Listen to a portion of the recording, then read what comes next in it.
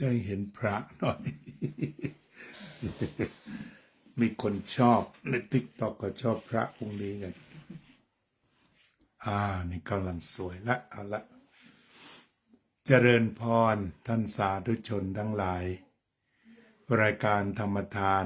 จากวัดพุทธปัญญา เมืองโพโมนารัฐแคลิฟอร์เนีย ประเทศสหรัฐอเมริกา มาพบท่านในวันที่10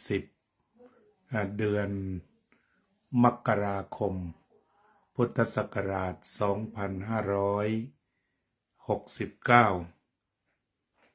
ถ่ายทอดสดจากวัดวชิระธรรมาภิรตาราม เมืองซังกาเลน ประเทศสวิตเซอร์แลนด์ วันนี้ก็เป็นวันพิเศษที่ท่านสาธุชน5 ท่านพอดีเป็นมงคลนาม ก็ขอให้รายงานตัวแต่ละท่านอีกครั้งหนึ่งโยมจิรสาไปทางค่ะดิฉันจิรสาอนันต์สปาร์กนะคะจากเมืองไอเบิร์กสวิตเซอร์แลนด์ค่ะสวัสดีค่ะเจริญพรโยมโจ้ค่ะสวัสดีค่ะชื่อสอิงวุฒิวิชาค่ะมาจากโซลิดค่ะโยมลำไยค่ะลำไยเกศปัชชาค่ะจากโซลิดค่ะสาธุโยมสวัสดีค่ะชื่อวรุณยพันธ์อรุณรุ่งโรจน์ค่ะมาจากวิเบนดอร์ฟค่ะชาววัดพุทธปัญญาดูคนสวยประจำรายการสวัสดีค่ะที่มามัดเลดค่ะมาจากอุบลรัตน์ค่ะเนี่ยที่มาทุกวันชาววัดดูหน้าไว้สวยขนาดไหน เพราะว่าโยมดูทุกวันเป็น2 ปีมาแล้ว ชาววัดพุทธปัญญาก็ได้เคยเห็นหน้าคราวเนี้ยเดี๋ยวค่อยหาได้อยู่ในอนาคตได้ วันนี้แดเนียลเอ็กโฮมจากสวีเดนไม่ยอมมาเยี่ยมเราเลยโยมหนูติ้วสุดซ่ามาจากหลังสวนมาแล้วโยมขวัญใจสืบศรีสุขคุยข่าว9 โมงเช้ากรมประชาสัมพันธ์ว้าวจังหวัดสุราษฎร์ธานีเดี๋ยวทักทายคนเข้ามาก่อนนะก่อนเข้าเรื่องวันนี้ก็มีผู้ปฏิบัติธรรมมีผู้มาปฏิบัติธรรมโยมกัลยาว่องทิพย์คงคาบอกว่าขอบคุณที่ดูแลพระอาจารย์อย่างอบอุ่นนะคะดีค่ะโยมยินดีเนาะท่านประธานวัดติดตามอย่างใกล้ชิดทุกรายการโยมกัลยาก็คงรุ่นโยม76โยม73ย่าง74โอ้โยมอย่างน้องสาวยังรุ่นวัยรุ่นโยมพะเยาเจนพนัสโยมอุบลมานี้อีกแล้วเลิกงานแล้วจะมาไหมไม่มาไม่ไหวนะอาทิตย์หน้านะคนจะมาอาทิตย์หน้าเดี๋ยวให้ญาติโยมเข้ากันให้ขาดก่อนทักให้เรียบร้อยแล้วก็เดินหน้าดื่มน้ำแอปเปิ้ลที่นี่ดีมากโยมจะใสตาเหมือนตาตะกะแตนดื่มแล้วชื่นใจเลยโยมจิดาภาพรหมประทีปเนี่ยจากประเทศไทยยังเข้ามาอีกไหมเอาดูสักหน่อย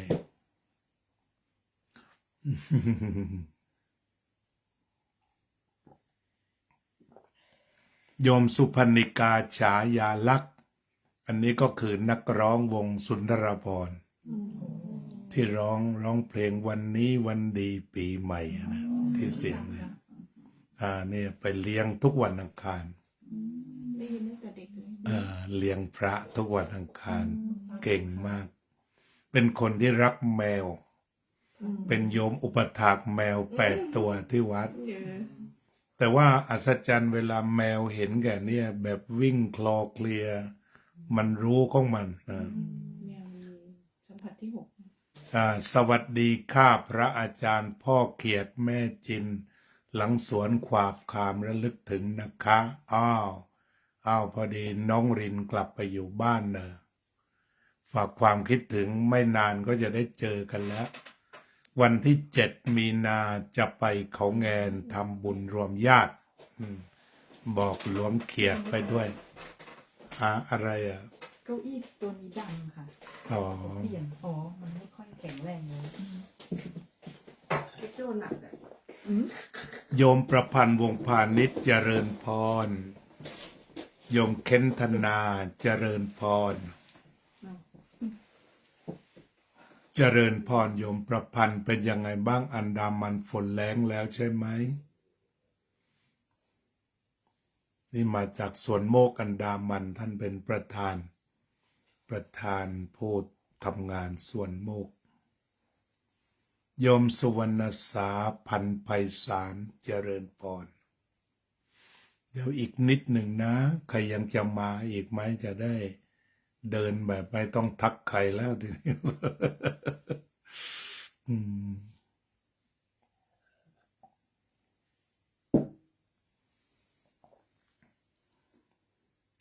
อ้าวเงียบแล้วนะ ไปแล้วนะ วันนี้โยมทั้ง5 ท่าน4 ท่านได้มาสมาทานศีล 8ไปแล้ว อีกท่านหนึ่งมาสมาทานศีล 5อันนี้เรียกรวมที่ถูกต้องก็เรียกว่ามาประพฤกษ์พรหมจรรย์พรหมจรรย์ประกอบด้วยศีลสมาธิปัญญา วันนี้อาจารย์ไม่ง่วงมีเพื่อนคุยใช่เลยยังไม่ง่วงเลยเนี่ย เมื่อวานนี้ทนไม่ไหว25 นาที มันคิดอะไรไม่ออกเลยเวลาง่วงไอ้ง่วงนี้นี่น่ากลัวมากคือเราฝืนมันไม่ได้เลยนะคือไปต่อแล้วมันลืมเลยลืมเลยพูดไม่ออกเลยนะมันบล็อกเลยนะนี่มันเป็นอนัตตาเราห้ามมันไม่ได้ ยอมรับเลย วันนี้ดีวันนี้ดีโยมสังเกตถึงง่วงแล้วไม่ง่วงวันนี้สดชื่นดี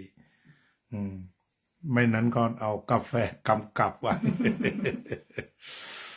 เอาละทีนี้การที่พวกเรามาบวชเรียกบวชเวลาโยมผู้หญิงโยมผู้ชายบวชเนี่ยประเทศไทยนี่เขายังดิสคัสกันมากว่าเรียกว่าอะไรดีเนี่ยเริ่มตั้งแต่บวชชีพราหมณ์แล้วก็ต่อไปมันเป็นพุทธทำไมมันชื่อพราหมณ์ การอภิปรายก็เกิดขึ้นฉะนั้นคำที่อาจารย์รักมากก็คือคำว่าเนกขัมมะจารีเนกขัมมะก็คือปฏิบัติการบวชก็คือออกจากเรือนหรือว่าเป็นการถอนจิตออกจากเหตุแห่งทุกข์ทั้งปวงตรงนี้เรียกว่าเนกขัมมะฉะนั้นอาจารย์ถนัดที่จะเรียกว่าเนกขัมมะจารีแล้วก็มาบำเพ็ญบารมีด้วยเรียกว่าเป็นเนกขัมมะบารมี อันนี้การที่พวกเรามาบวชกันในวันนี้ทีนี้เมื่อบวชมาดูคำว่าบวชหรือเนกขัมมะเพื่อให้เป็นประโยชน์ปวชะปวชก็แปลว่าการงดเว้นโดยทั่ว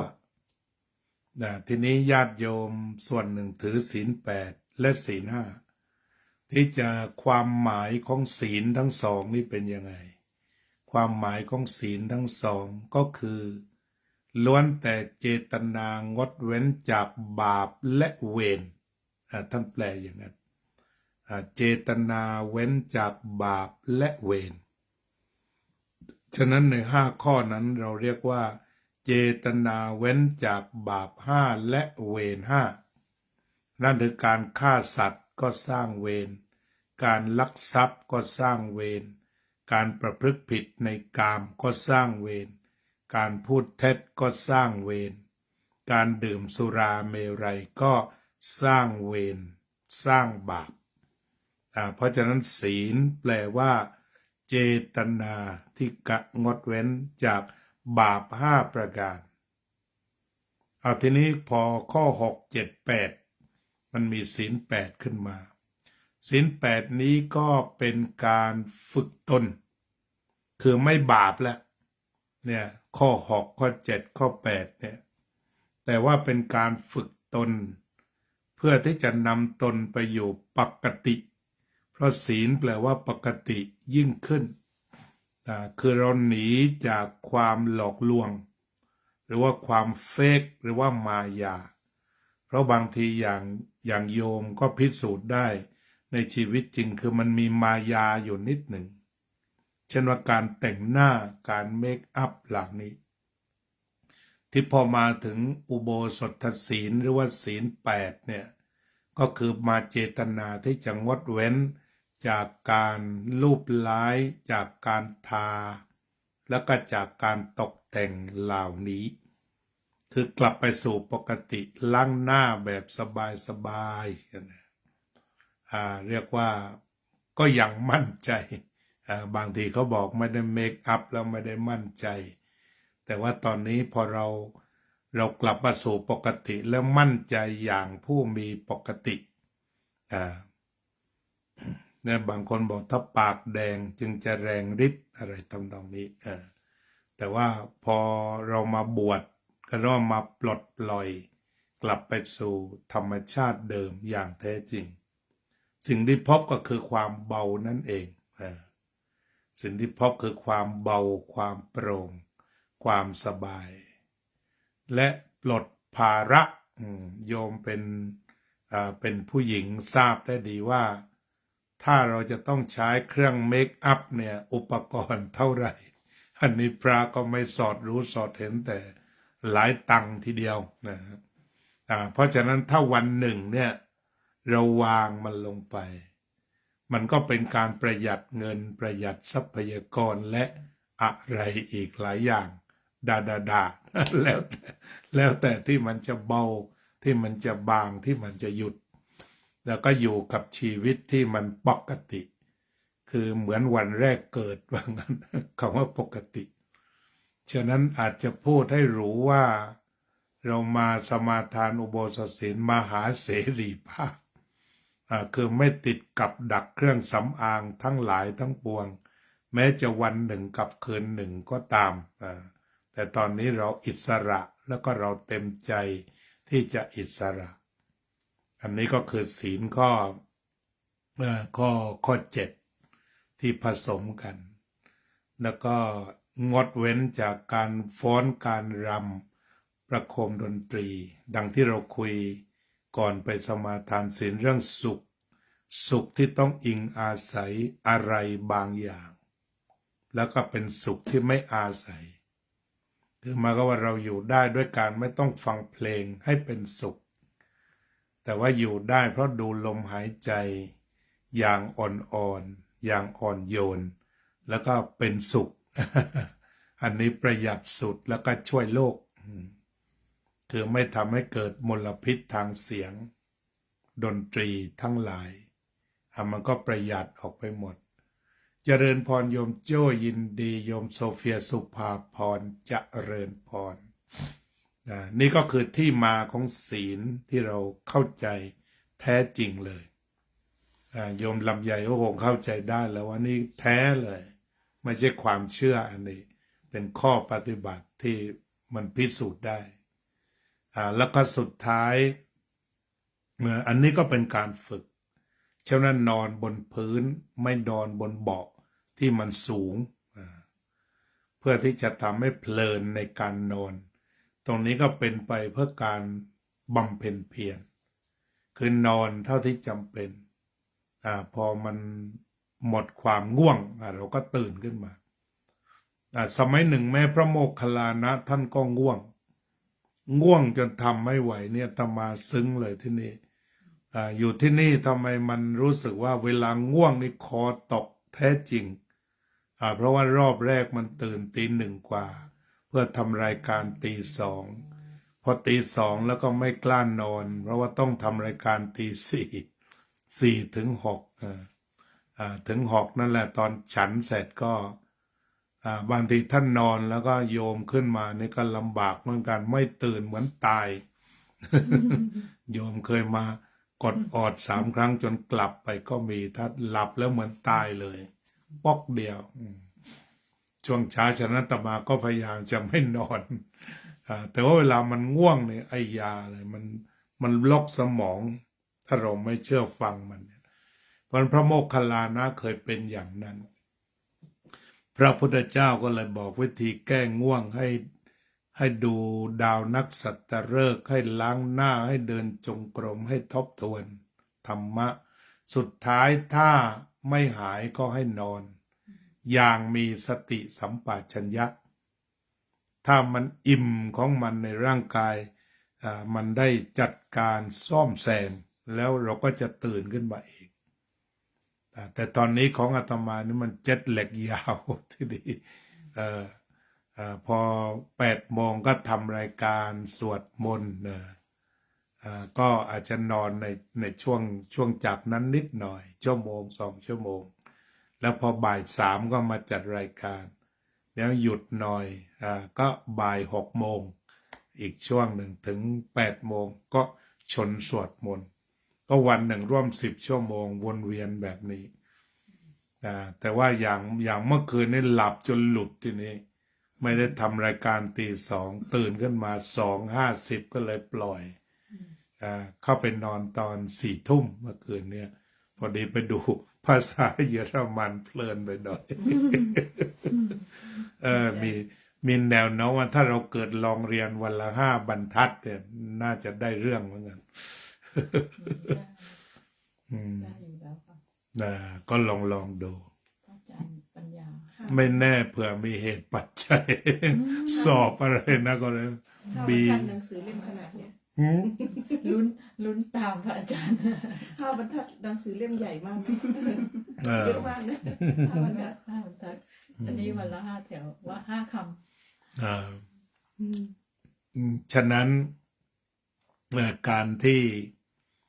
พระโมคคัลลาได้แก้ง่วงเสร็จก็นอนได้ อันนี้ก็เลยเรียกว่านอนเท่าที่เกิดความจำเป็นขึ้นมา เพราะนั้นการนอนในที่พื้นนี่อาตมาก็ติดเหมือนกัน อย่างมานอนที่นี่มีเบาะอยู่บางทีก็อึดอัดก็ต้องลงมานอนพาดอยู่กับพื้นหลับดี แต่บางคืนนอนไม่หลับมันยังไงก็ไม่รู้ก็ต้องเอาหัวพาดที่นอน ก็หลับได้ รู้สึกหลับด้วยความมั่นใจ แต่พอขึ้นเบาะมันยังไงก็ไม่รู้มันโคลงเคลงมันไม่เคยนอน ความเคยชิน เคยชินอยู่ที่โน้นก็ใช้เสื่อปูเตียงเท่านั้น หลวงพ่อว่า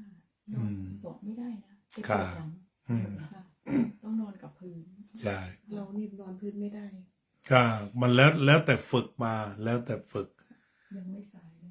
อันนี้เด็กสวีเดนมันเขียนมา Life is inner reflection of the self of illusion มันบอกว่าชีวิตก็คือปรากฏการณ์สะท้อนมายา an absolute truth of knowing what is and what is not true แล้วมันก็บอกว่าความจริงก็คืออยู่ที่อะไรจริงอะไรไม่จริง balance of life ความสมดุลของชีวิต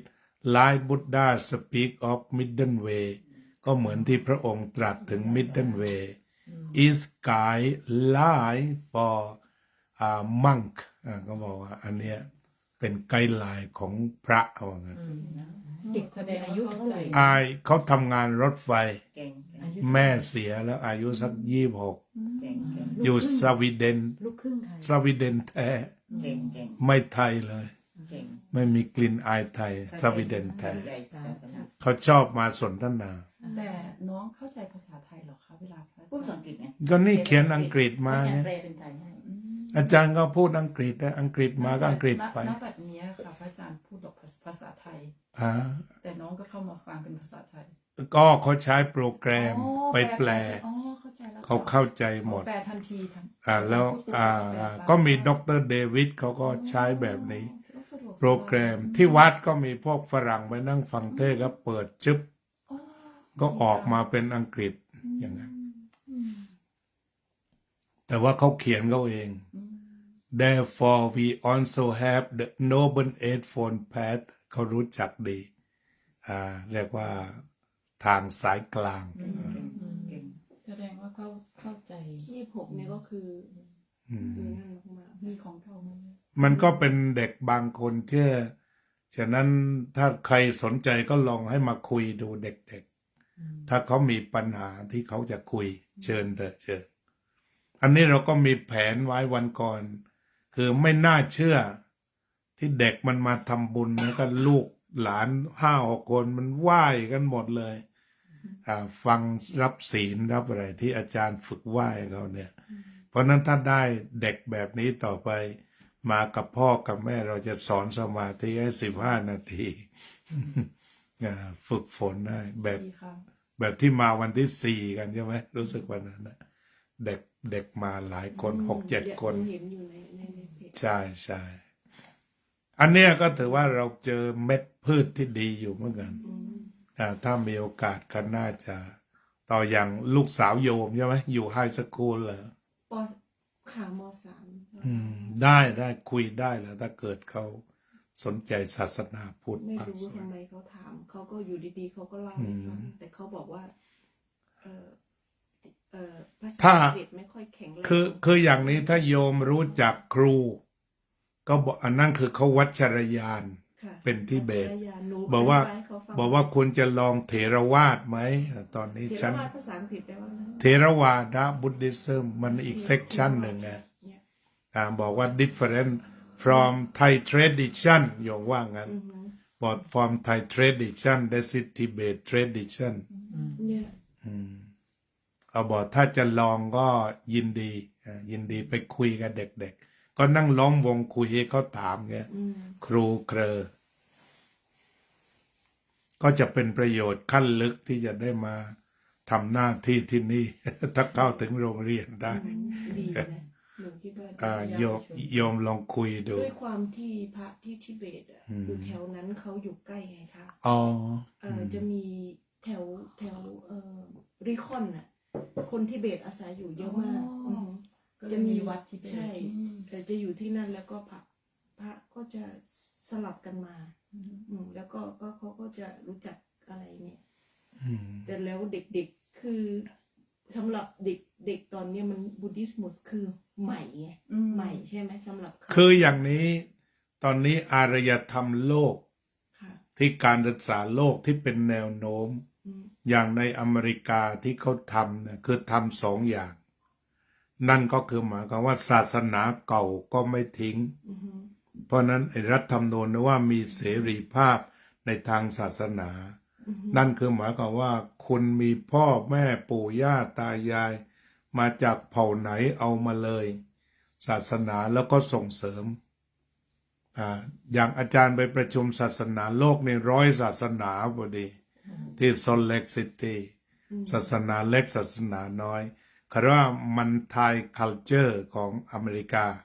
ถ้าอังกฤษอ่านว่ามันติคัลเจอร์ทีนี้ในมันติคัลเจอร์บางประเทศเขาออกแบบเป็นรัฐธรรมนูญคุ้มครองศาสนาของแต่ละเผ่าพันธุ์ อย่างเรามาเป็นพุทธเนี่ยขออนุญาตสร้างโบสถ์สร้างอะไรเขาก็ให้ อิสลามมาเขาก็ให้ แล้วคุณก็ดูแลคนของคุณทีนี้ก็เลยเขาจึงไม่มีศาสนาประจำชาติ Nation and Religion นะเขาไม่มี แต่คอลเลจเขาบังคับให้เรียน9 ศาสนา คือถ้าไม่จบวิชานี้ก็คือไม่จบ คือต้องเรียน9 ศาสนาเรียกว่า World Religion มีอะไรบ้างคะ มีพุทธไหมคะ ก็มีชาวพุทธด้วยมีซิกด้วยมีเยอะแล้วก็เลือกให้เหลือ9เท่านั้น เนี่ย9เนี่ยอะไรก็ได้ หรือว่าเขากำหนดมา9นี้ ก็หมายความว่ากำหนดมา15อย่างเงี้ยเราก็ติ๊กแล้วก็ตอนลงทะเบียนเขาก็จัดครูมาให้ แสดงว่าเขาต้องมีครูผู้รู้ในทุกศาสนา ทั้งหมดเลย ก็เป็นเรื่องขำอาตมา ก็พูดเหมือนโม้เพราะว่าคะแนน100เรียนได้125ในวิชานี้ เพราะโบนัสเขาเลยจะมีโบนัสให้ เพราะนั้นอาจารย์กินโบนัสเรียบบวกกับวิชานี้ ทีนี้ในวันที่ไปเขียนเรียงความเนี่ยแดเนียล on is same but different in region or culture คือชีวิตทั้งหมดเหมือนกันแต่ว่าแตกต่างกันตรงที่วัฒนธรรมและวิถีชีวิต ทีนี้ในการเรียงความเรื่อง เรื่องพระเยซูเนี่ย คืออาจารย์เรียงความครั้งแรกเนี่ยยกย่องลูกเดียว ก็ได้มา75 คะแนน ส่วนร้อยทีนี้เขาก็บอกว่า คุณเขียนแย้งบ้างได้ไหม คุณยังทำได้อีก2 ที โอกาสได้ A ก็มี แต่ว่าต้องแย้งให้มาก อันนี้ไม่ได้นี่เขียนไปแบบนี้ ฉันก็รู้อยู่ แบบที่คุณรู้น่ะ อยากจะรู้ว่าคุณแย้งยังไงบ้างเขาอาร์กิวเมนต์ที่อาจจะมาก็แย้งหนักเลยทีนี้ คือแย้งแบบดิบๆ เขาบอกให้แย้งใช่ไหมเราอุตส่าห์ยกย่องแล้วเข้าใจแต่ว่าเขาว่าแย้งเราแย้งแบบดิบๆ บอกว่าพระเยซูนี่เกิดแบบผิดปกติ เพราะว่าธรรมดามนุษย์มันจะต้องมีเพศสัมพันธ์ แต่นี่หาพ่อไม่พบอะไร ก็ปกตินะ ผิดปกติทางไบโอโลจีอย่างแรง ใช่ ที่บอกว่าพระเจ้าเนี่ย แล้วพระเจ้าเนี่ยมีศักยภาพที่จะทำลูกได้ไหม ก็เขียนเต็มที่ แล้วก็ตอนพระเยซูตายเนี่ยพระเยซูตายพระเยซูบอกว่าพระเจ้าเนี่ยเป็นผู้ออมนิพอเทนมี power สูง แต่ทำไมนี่ปล่อยให้ลูกตาย เพราะฉะนั้นพระเยซูนี่ไม่ได้นับถือพระเจ้าแล้ว ที่ท่านบอกว่า why my father forsake me ทำไมจึงทิ้งลูกแล้วก็ตายอยู่บนกางเขนอาจารย์นกเขียนเต็มเดียวได้ 95%แล้วก็ที่หลังแกก็เซอร์ไพรส์จนเราหูร้อนทีนี้เพราะว่าแกเป็นผู้นำโบสถ์ หรือเป็นเจ้าอาวาส แล้วก็ต่อไปก็พอถึงวิชาที่แกก็ต้องมารับสอนเวิร์นริจันก็เชิญอาตมาไปสอนบุตติซึมประมาณ8 ชั่วโมงนะต่อเทอมเพราะฉะนั้นเขาก็ใจถึงเราก็พยายามรักษามารยาท ทีนี้บางทีเด็กตะวันตกบางทีเขาฝึกให้ตั้งคำถามที่ว่าเนี่ยบางทีถ้าเราไม่มีกรอบถามจนเลอะเลยไง แต่ถ้าอย่าถามแบบอาจารย์คือเป็นกรอบทางวิชาการ look beyond your ego self you find same ก็บอกแดเนียลบอกให้มองผ่านอีโก้ให้มองให้เหนืออีโก้แดเนียลสวีเดนเนี่ยเมื่อกี้เราก็พูดถึงศีล 8เนาะแล้วก็เล่าให้ฟังถึงเรื่องศาสนา ว่าทางอเมริกาเนี่ยก็ให้เรียน9 ศาสนา เพื่อที่จะอยู่รวมกันด้วยสันติ มันเป็นโครงสร้างวิชาของเขา ที่การที่เขาเสริมตัวนี้เข้าไปเขาบอกว่ามันเคยมีปัญหาความรุนแรงเด็กยิงกันบ้างอะไรกันบ้าง เขาก็เลยมาทบทวนไว้ว่ามันต้องใส่ความเป็นมนุษย์เข้าไป เพราะเขาไปไฮเทคเกิน ฉะนั้นต่อไปต้องเรียนปรัชญาต้องเรียนอะไร อย่างคนที่เรียนกฎหมายนี่ต้องจบปรัชญาจึงไปเรียนกฎหมายได้ คือทำจิตใจให้มันอ่อนโยนให้มันอะไรซะก่อน แผนการศึกษาเขาอย่างนั้น ฉะนั้นการเรียนศาสนาอย่างของที่นี่อาจจะออกแบบนี้ก็ได้ ก็แสดงว่าเขาก้าวหน้าของเป็นเด็กแคทอลิกใช่ได้เลย it is what it is แดเนียลเขาพูดวิปัสสนานะเนี่ย เห็นตามความเป็นจริง ถ้าแปลเป็นภาษาอังกฤษเนี่ยมันง่ายเนอะมันง่ายสำหรับการใช่see it is as it is it is what it is นะเห็นตามจริงอันนี้ตกลงว่าเราก็เรียกว่าเนกขัมมะจารี ทีนี้เวลาเรามาเนกขัมมะเราก็มีกิจกรรม3 ส่วนศีลสมาธิปัญญาเพราะนั้นถ้าเราจะทำกิจกรรมคอร์สก็คือไม่ดิ่งไปอันใดอันหนึ่งเราก็มีทั้งศีลได้แล้วสมาธิเดี๋ยวเราก็หาเวลานั่งด้วยกัน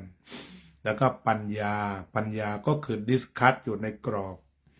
ศีลสมาธิปัญญานี่เรียกว่าพรหมจรรย์เพราะนั้นการจัดคอร์สที่เป็นพุทธแท้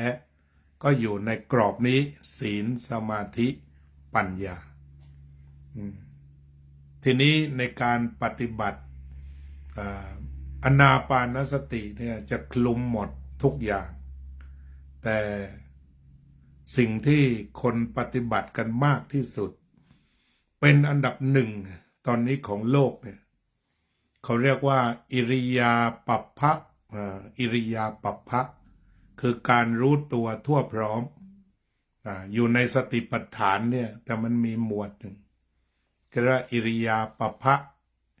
อิริยาปัฏฐปัปพะคือว่าถึงเรื่องอิริยาบถตัวนี้คืออันดับหนึ่งของโลกเลยที่คนปฏิบัติอยู่เนี่ย we are all one okay we are all one on the way of peace right วันนี้คงว่างนะวันเสาร์นี่ ธรรมดาแกเฝ้าอยู่ที่สถานีรถไฟน่าจะอยู่สถานีก็ได้เพราะฉะนั้นที่โด่งดังมากอย่างหนังสือติดนัทันที่เขียน2 เล่มใหญ่ๆเนี่ยที่ฝรั่งส่งมาให้เนี่ยมันก็เป็นเรื่องของ movement โดยตรงเรื่องของสมาธิเคลื่อนไหวรู้ตัวทั่วพร้อมโดยตรงที่เพราะฉะนั้นสมาธิแบบนี้คือตอบปัญหาของลำไยโดยตรงคือมันไม่ต้องไปเชื่อคือไม่มีความเชื่อเจือปนอยู่อิริยาปัปพะเนี่ยหมายความว่าพระพุทธเจ้าสอนว่าเวลาเหยียดแขนนี่เอาตัวแท็กก่อนก็รู้ว่าเหยียดแขนแล้วจริงไหมคุณก็มีแขนแล้วก็มีเหยียดจริงใช่ไหมคูแขนก็รู้อยู่ว่าคูแขนมีจริงไหมอันนั้นไม่ต้องพิสูจน์โลกนี้โลกหน้าอันเนี้ยเพราะฉะนั้นตัวนี้คือเป็น universal truth ที่เด็กทั่วโลกใช้กันเลยคนทั่วโลกไม่จำกัดศาสนา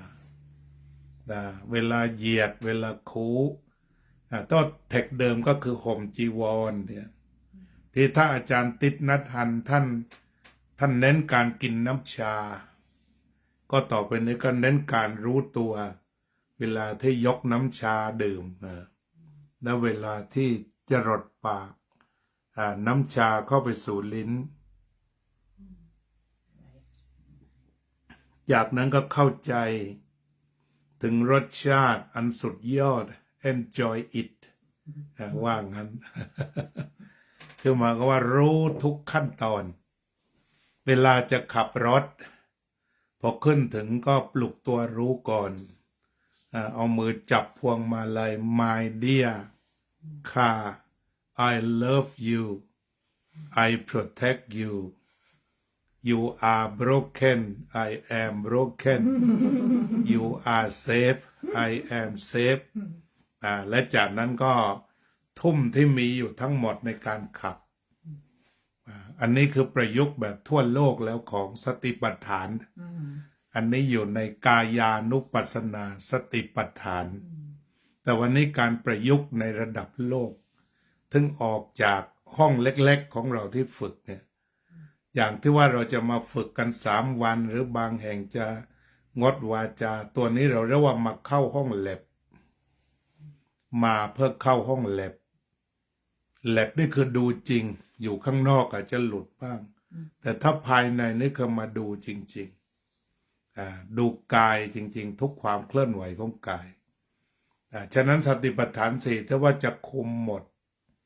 ทั้งอิริยาบถใหญ่อิริยาบถย่อย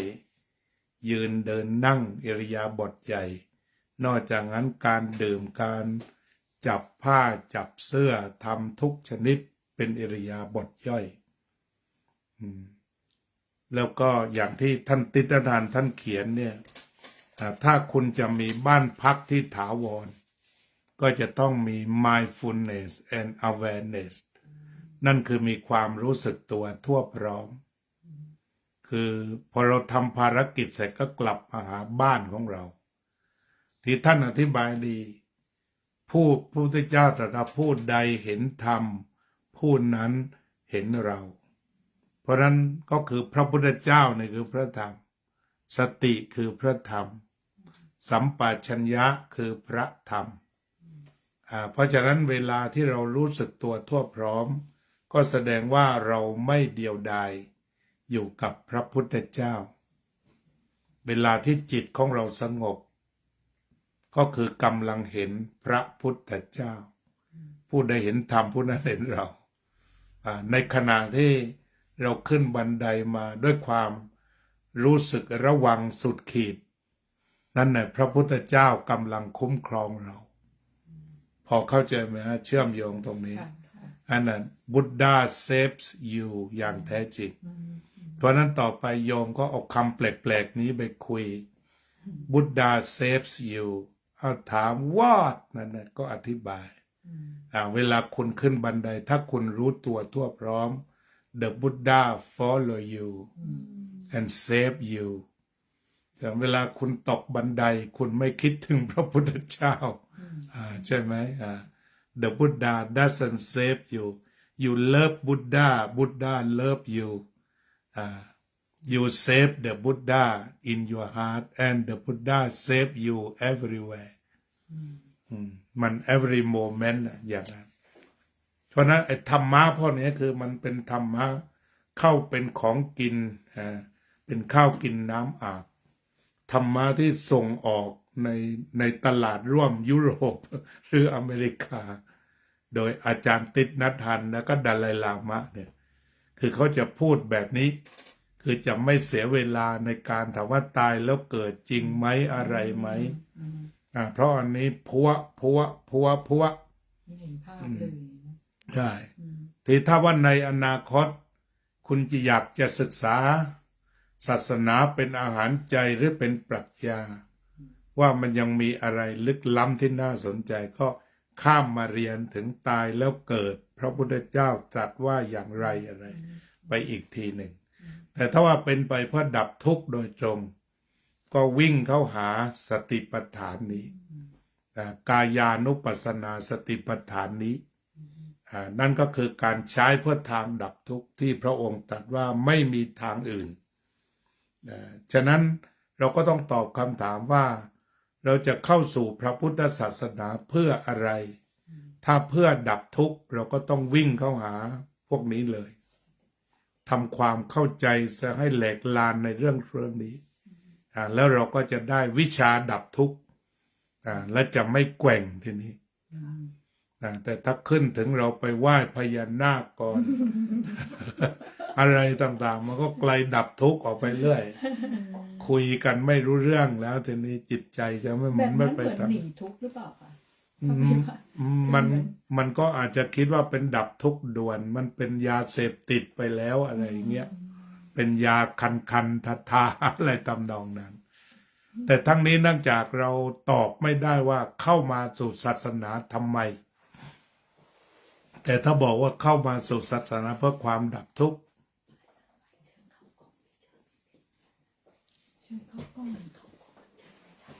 อะไรนะ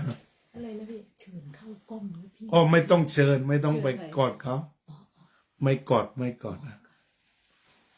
เขาขึ้นมางั้นน่ะไม่มาหรอกกอดก็เดี๋ยวหายไปทั้งจอ แก้ไม่ค่อยเป็น แต่ถ้ามันเป็น TikTok นี่เราเชิญนั่นก็โผล่มาที่จอแล้วคุยได้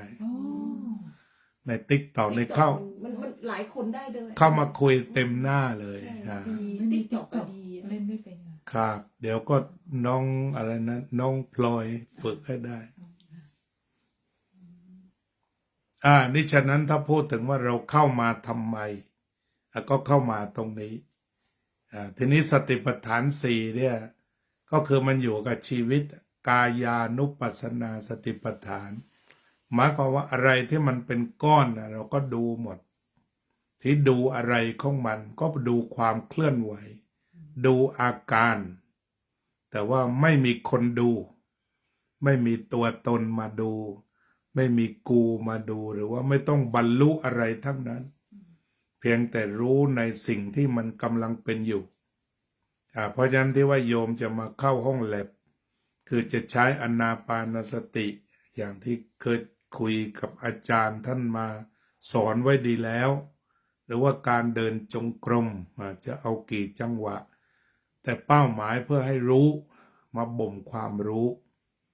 นะอาจารย์โกวิทท่านเสียแล้วแต่เดท่านได้พูดจงกรมเพราะมากสั้นๆจงกรมบ่มรู้ดูใจจงกรมบ่มรู้ดูใจคำว่าบ่มนึกออกไหมว่าบ่มเช่นโยมเคยบ่มกล้วยจะกล้วยเขียวๆพามาบ่มสักระยะหนึ่งก็คือนำไปสู่ความวิเศษการบ่มเนี่ยเพราะนั้นตอนรู้เนี่ยมันดิบๆใช่ไหมตอนนี้มันยังไม่สุกไอ้บ่มเพราะเราก็บ่มเรื่อยไปจงกรมไปบ่มไปทีนี้ที่อาจารย์โกวิทท่านสอนเรื่องบ่มรู้คือว่า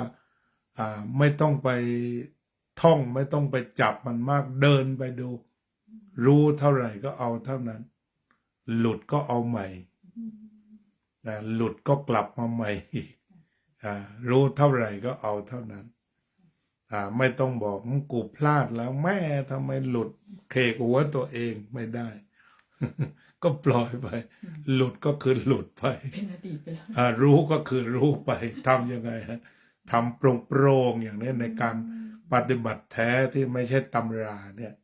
คือจับตัวรู้จับมากจับน้อยก็แล้วแต่ก็เช่นว่าเราจะใช้อิริยาบถยืนเดินนั่งก็ได้ในตัวรู้ที่เป็นฟอร์แมตที่เราจะมาเข้าค่ายกันเนี่ย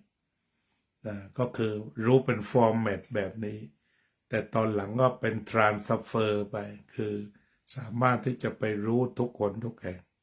เพราะว่าถ้ารู้เกิดเนี่ยมันก็เหมือนแสงสว่างมาแต่ถ้ารู้ดับก็คือดับไฟมันก็มืดมันก็ on and off เนี่ย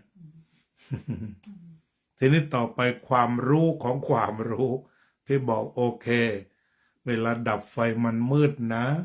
เวลาเปิดไฟมันสว่างนะ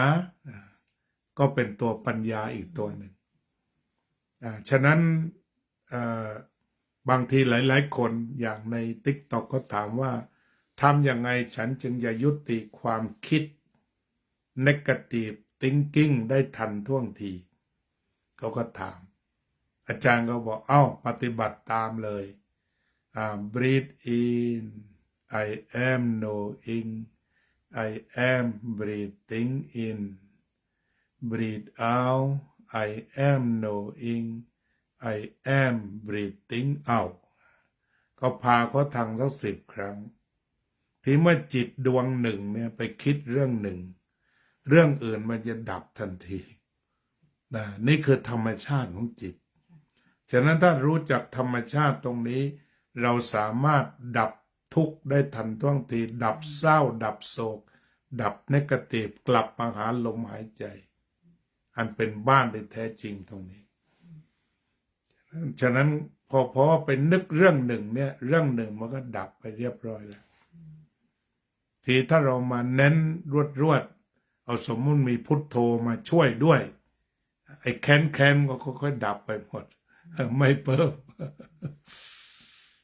อันนี้วิธีการช็อตแบบเร็วหลวงพ่อพุทธาใช้คำว่าหายใจฟืดเดียวทุกหล่นอยู่ตรงนั้น ร่วงปล่อย มันไม่ติดน่าดูอาตมาฟังในซีดีท่านนะหายใจฟืดเดียวความทุกข์หล่นปล่อยเนี่ยแสดงว่าต้องเข้มต้องเก่งต้องระลึกได้เร็วขาดสติไวแต่อย่างไรก็ตามทำยังไงก็ต้องฝึกบ่อยๆฝึกจนสามารถตัด negative energy ออกตัดเดี๋ยวนั้นเลยนี่ที่อาตมาได้ผลเนี่ยบางทีคุยแล้วก็ฝึกให้เขาทำเนี่ยได้ผลเลยเดี๋ยวนั้นน่ะเขาบอกป่วยติดเตียงอย่างนี้ก็ฝึกเขาตรงนั้น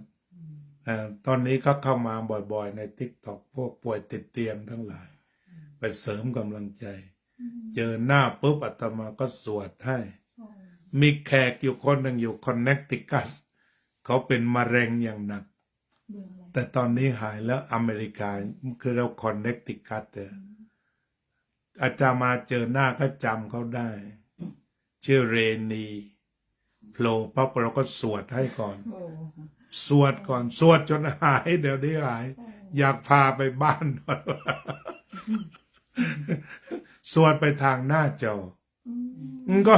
ก็ถ้าคุยเรื่องก็สนุก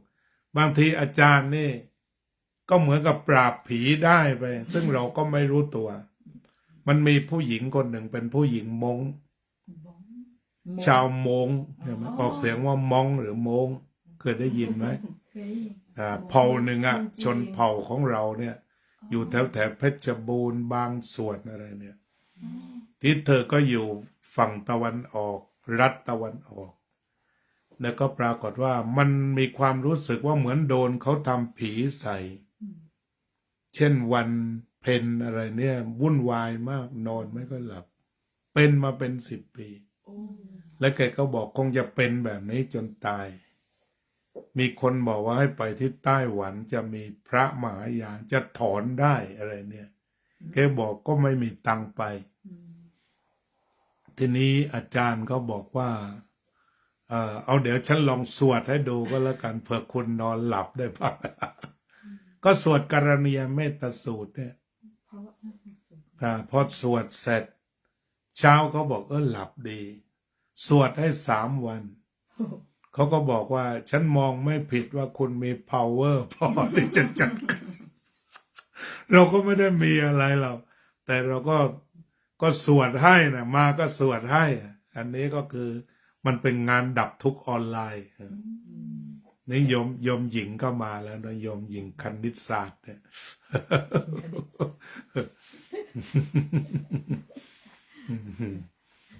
ก็เป็นว่ากายานุปัสสนา ก็ไปดูตรงสติดูตรงสภาวะของมันทีนี้อัศจรรย์ว่าเกี่ยวกับเรื่องของสติปัฏฐาน4เนี่ยคือเมื่อเอาออกมาพูดแล้วเนี่ยเรียกว่าวางหนังสือลง คือทุกคนเข้าถึงได้หมดทุกคนมีตัวรู้หมดทำได้หมดตรงนี้ มันก็เลยมันกลายเป็น universal truth for all คือสำหรับทุกคนคือจะไม่มีพรมแดนแล้วถ้าเราดึงพวกนี้มาเพราะมันเหนือความเชื่อหรือที่หลวงพ่อพุทธทาสเขียนหนังสือเรื่องว่า no religion no religion คือไม่ใช่ศาสนา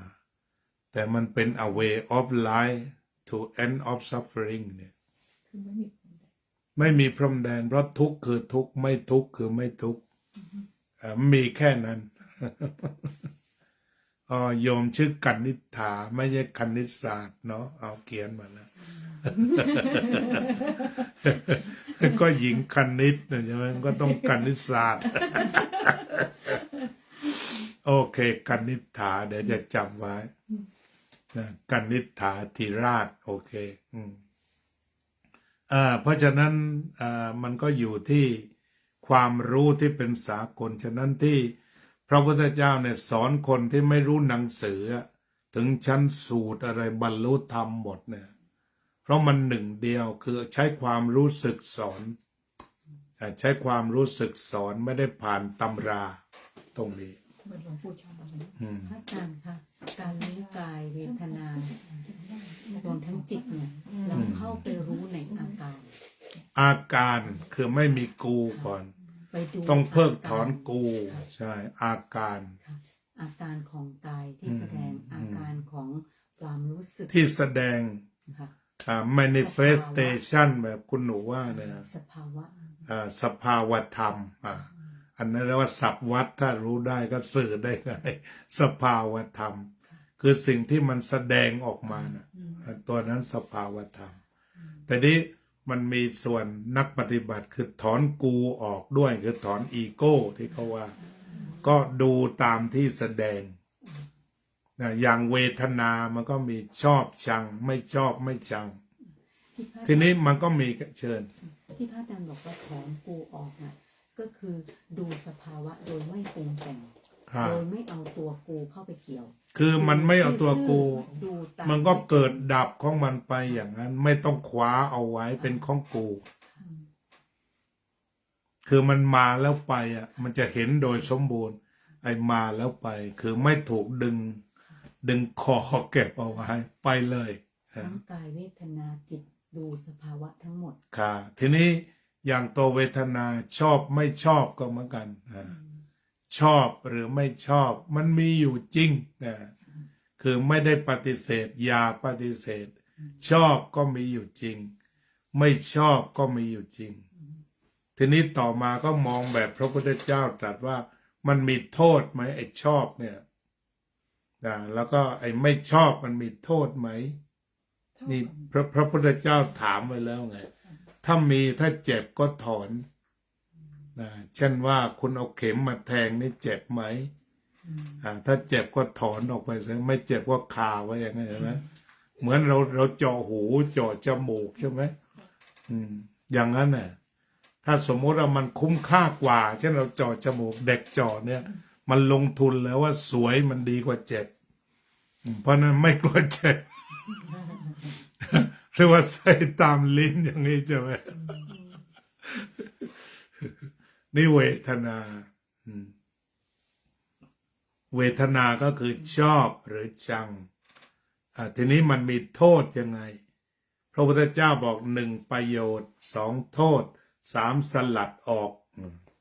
วิธีการมอง1ประโยชน์2โทษ3สลัดออก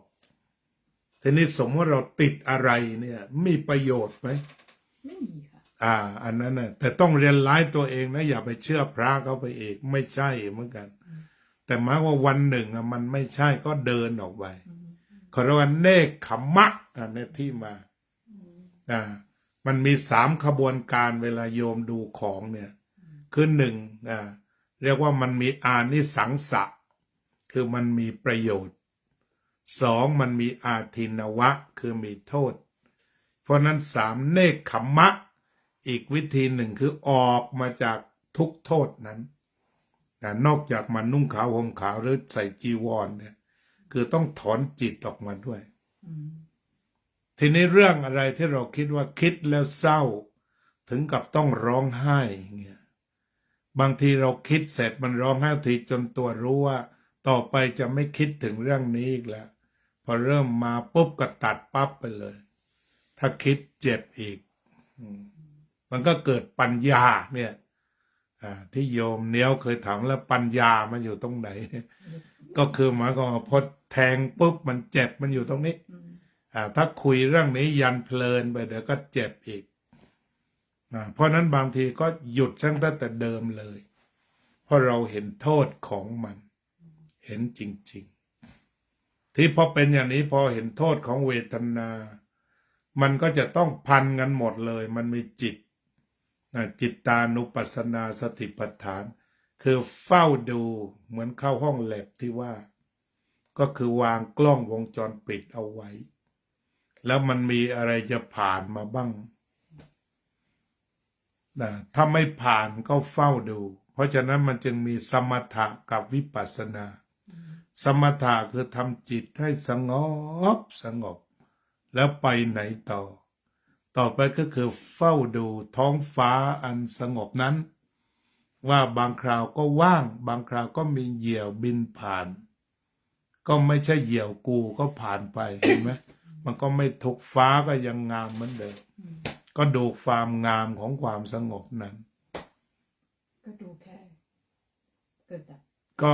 ผ่านมาผ่านไปไม่ผ่านก็สงบอยู่ตรงนั้น อ๋อนั่นคือชื่อขึ้นปัญญา ขึ้นปัญญานั่นคือปัญญาทั้งหมดแล้ว อ๋อ ปัญญาก็มีอยู่แค่นั้นนะไม่ต้องท่องถึง16ขั้นไม่ต้องท่องเลยไอ้16ขั้นที่พระท่านเทศเนี่ยก็หมายความว่าโยมจะเจอพวกนี้ไม่ใช่ขั้น1แล้วเจอขั้น2บางทีมันเจอขั้น12แต่โยมจะเจอสิ่งเหล่านี้ในเส้นทางนั้นอย่างนั้นคือไม่ได้ว่ามัน1แล้วก็เร่งขึ้น2แล้วก็ขึ้น3ไม่ใช่บางที13 12 15แล้วแต่ ที่พระอาจารย์เคยบอกว่าพอถึงตรงเนี้ยแล้วตัดไปเป็น12 13เลยคือไม่ปรุงแล้วก็จบดูซื่อๆจบตรงนั้นเลยนิยมกนิษฐาร่วมสนทนาด้วยขอสอบถามพระอาจารย์ค่าเวลาปกติที่โยมโกรธในตอนที่มีสติดีๆจะเห็นตัวโกรธแล้วดับไป แต่มีครั้งหนึ่งอยากโกรธ แต่ไม่โกรธเห็นไหมฮะ อืม อยากโกรธปูดขึ้น มันเห็นเป็นก้อนและเปลี่ยนเป็นความอึดอัด แล้วค่อยหายไปถูกแล้ว ก็เห็นจริงแล้วเนี่ยอันนี้หมายถึงความโกรธไหมคะก็ใช่หมดเลยคือความโกรธนี่มันมีตั้งแต่ลูกเล็กๆที่น่ารักจนกระทั่งกลายเป็นสิงโตทีนี้อาจารย์ก็จะเรียกโดยภาษาเนี่ยหนูนี่ก็เป็นวิปัสสนาแล้วคือเห็นเกิดดับแล้ว ที่ตัวเล็กสุดขีดเรียกว่าปฏิฆะเนี่ยความโกรธเนี่ยแม้ทำไมกูไม่เอารองเท้ามาด้วย ถ้าเอาไม่คู่จะดีนะเคกหัวตัวเอง นั้นโกรธชนิดเล็กสุด นิด โกรธชนิด ขัด จิ๋ว ใจนิด กรุนกรุน ครับ กรุนกรุน เคยมีใช่ไหมฮะขัดใจตัวเองด้วย หรือว่าดูคนนี้นั่งไม่สวยเลย อะไรทำนองนี้ใช่ไหมฮะเนี่ยบางทีไอ้ระเบียบวินัยอะไรเนี่ยหรือว่าพาลูกมาวัดลูกซนหน่อยอะไรเนี่ยก็รู้สึกจะหงุดหงิดแต่คุณหญิงนี่ดีเขาบอกมาวัด รู้สึกว่าตัวเองเป็นต้นไม้ เพราะลูกยัวเยียอยู่บนคอตลอด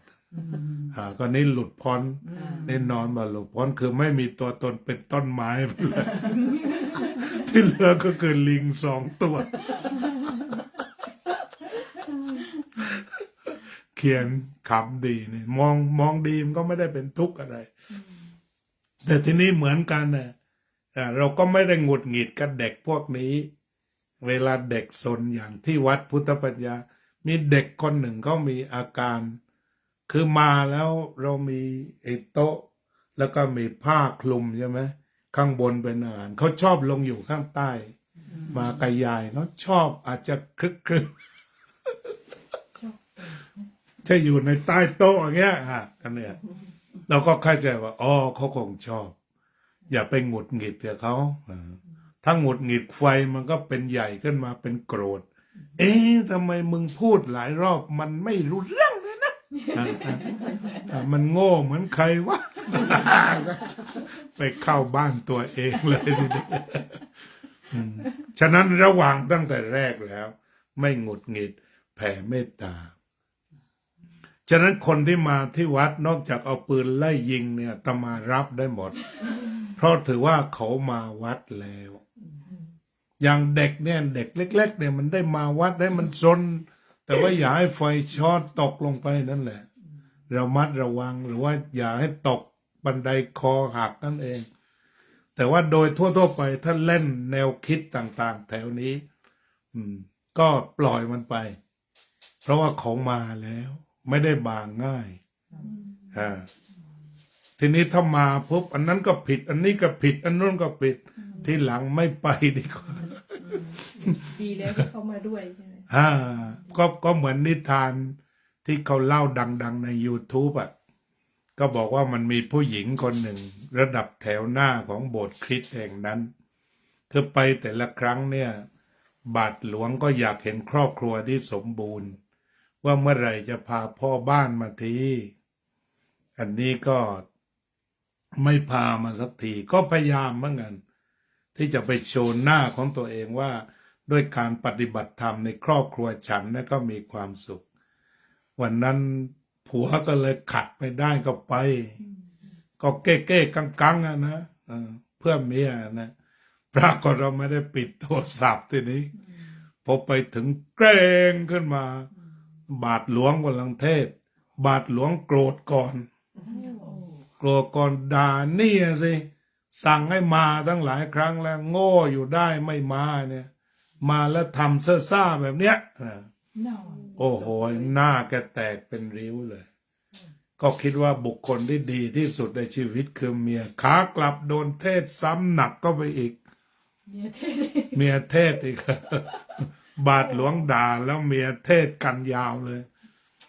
นี่เกิดอะไรขึ้นก็เบื่อโบสถ์แล้ว ชาตินี้ไม่ไปอีกแล้ว แน่นอนคิด แล้วก็สุดท้ายวันอาทิตย์นั้นส่งแฟนเข้าโบสถ์แล้ว ตัวเองเราไปนั่งในบาร์ดู แก้เหงาก็เลยสั่งดริงก์มา ก็ เคอะเขินเหมือนเข้าโบสถ์เนี่ย บาร์ก็ไม่เคยเข้า ก็มือก็ไปปัดเหล้าอะสิลงเกรง แกก็คิดในใจว่ากูละเอียดแน่นอน คือบรรดาเซียนนั่งกินเหล้าก็อยู่ใช่ไหมมาก็มาคิดว่าอันธพาลในกวนนิดไม่ได้กวนตายใช่ไหมเข้าขนาดบาทหลวงยังขยี้ซะหนักเนี่ย แต่เปล่าสถานการณ์ผิด คนกินเหล้าทุกคนกรูมาช่วยกันเป็นไงบ้างนะ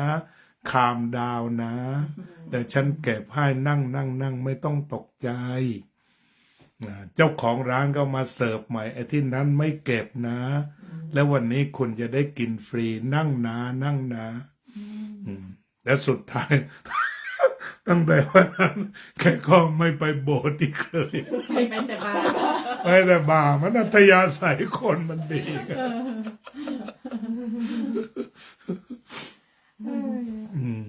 นั่นแหละ คือหมายถึงว่าบางทีมันเป็นรูปเป็นแบบเป็นฟอร์ม ยึดมั่นถือมั่นเหมือนกันเพราะฉะนั้น ถ้าไปแล้วแสดงอาการดีๆให้ติดออกติดใจเงี้ยเหมือนคนไปธรรมกายนี่ต้องกลับไปใหม่เนี่ยเพราะว่าเขาทรีตดีไงเขาทรีตดีฉะนั้นเรื่องของจิตตานุปัสสนานะก็คือที่เรามองใจว่าเจอปฏิฆะโกรธตัวเล็กฉุนภาษาใต้ว่าวิบ โรแต่ภาษาใต้มันตรงมันวิบแหละหรือคอยนานรู้สึกหงุดหงิดเหล่านี้เป็นต้นอยู่ในตัวเล็กหน่อยที่ตัวโกทะคือโกร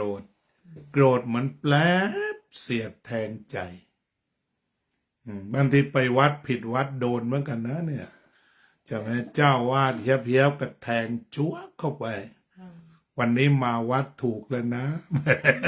ไม่ได้มาหลายเดือนโดนแทบจะหันรถกลับอีก คือมันแทงจึ๊กแค่อย่างนี้ความโกรธ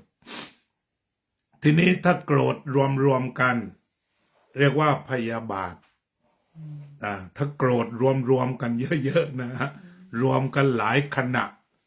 เป็นพันขณะเป็นหมื่นขณะเป็นแสนขณะก็เป็นพยาบาท แล้วค่ะโยมเข้าใจว่าไปพยาบาทนี่หมายถึงเราไปผูกขาดอีกบุคคล ก็หมายความว่าแปลว่าความโกรธ plus พูดภาษาสมัยใหม่ plus ใช่ ยีเริ่มจากปฏิฆะแล้วก็เพิ่มปรุงมาจน โกทะ โกทะตัวมันขยายใหญ่ ทีนี้พอหลายโกทะก็เท่ากับหนึ่งพยาบาทเพราะหนึ่งพยาบาทเป็นอาคาตะ ก็คืออาฆาตสามารถฟันคอทิ้งได้ไปถึงขั้นลงมือฆ่าก็มีคนฆ่ากันโยมเห็นไหมครับมีคนฆ่าคนยิงคนฟันคอตาย นี่มันมาอยู่ในขั้นอาคาตะครับอาฆาตทีนี้จองเวรเนี่ย แม้แต่ชาติหน้าถ้ายังจำได้ก็จะเอาอยู่นี่ตัวมันใหญ่เอาแต่ทีนี้เรากลับมาหาวิปัสสนาที่มันวิเศษเนี่ยคือมันเรียกว่าดับไม่ให้มันเหลือเชื้อไงคือดับตั้งแต่หน้าประตูเลยไม่ปล่อยเข้าไปเหมือนสัตว์ประหลาดสมมุติเข้าไปแล้วจะละวาดไม่ได้เข้าตายอยู่หน้าประตูใช้คำนี้คือมันตายอยู่หน้าประตูเพราะฉะนั้นความโกรธตัวนี้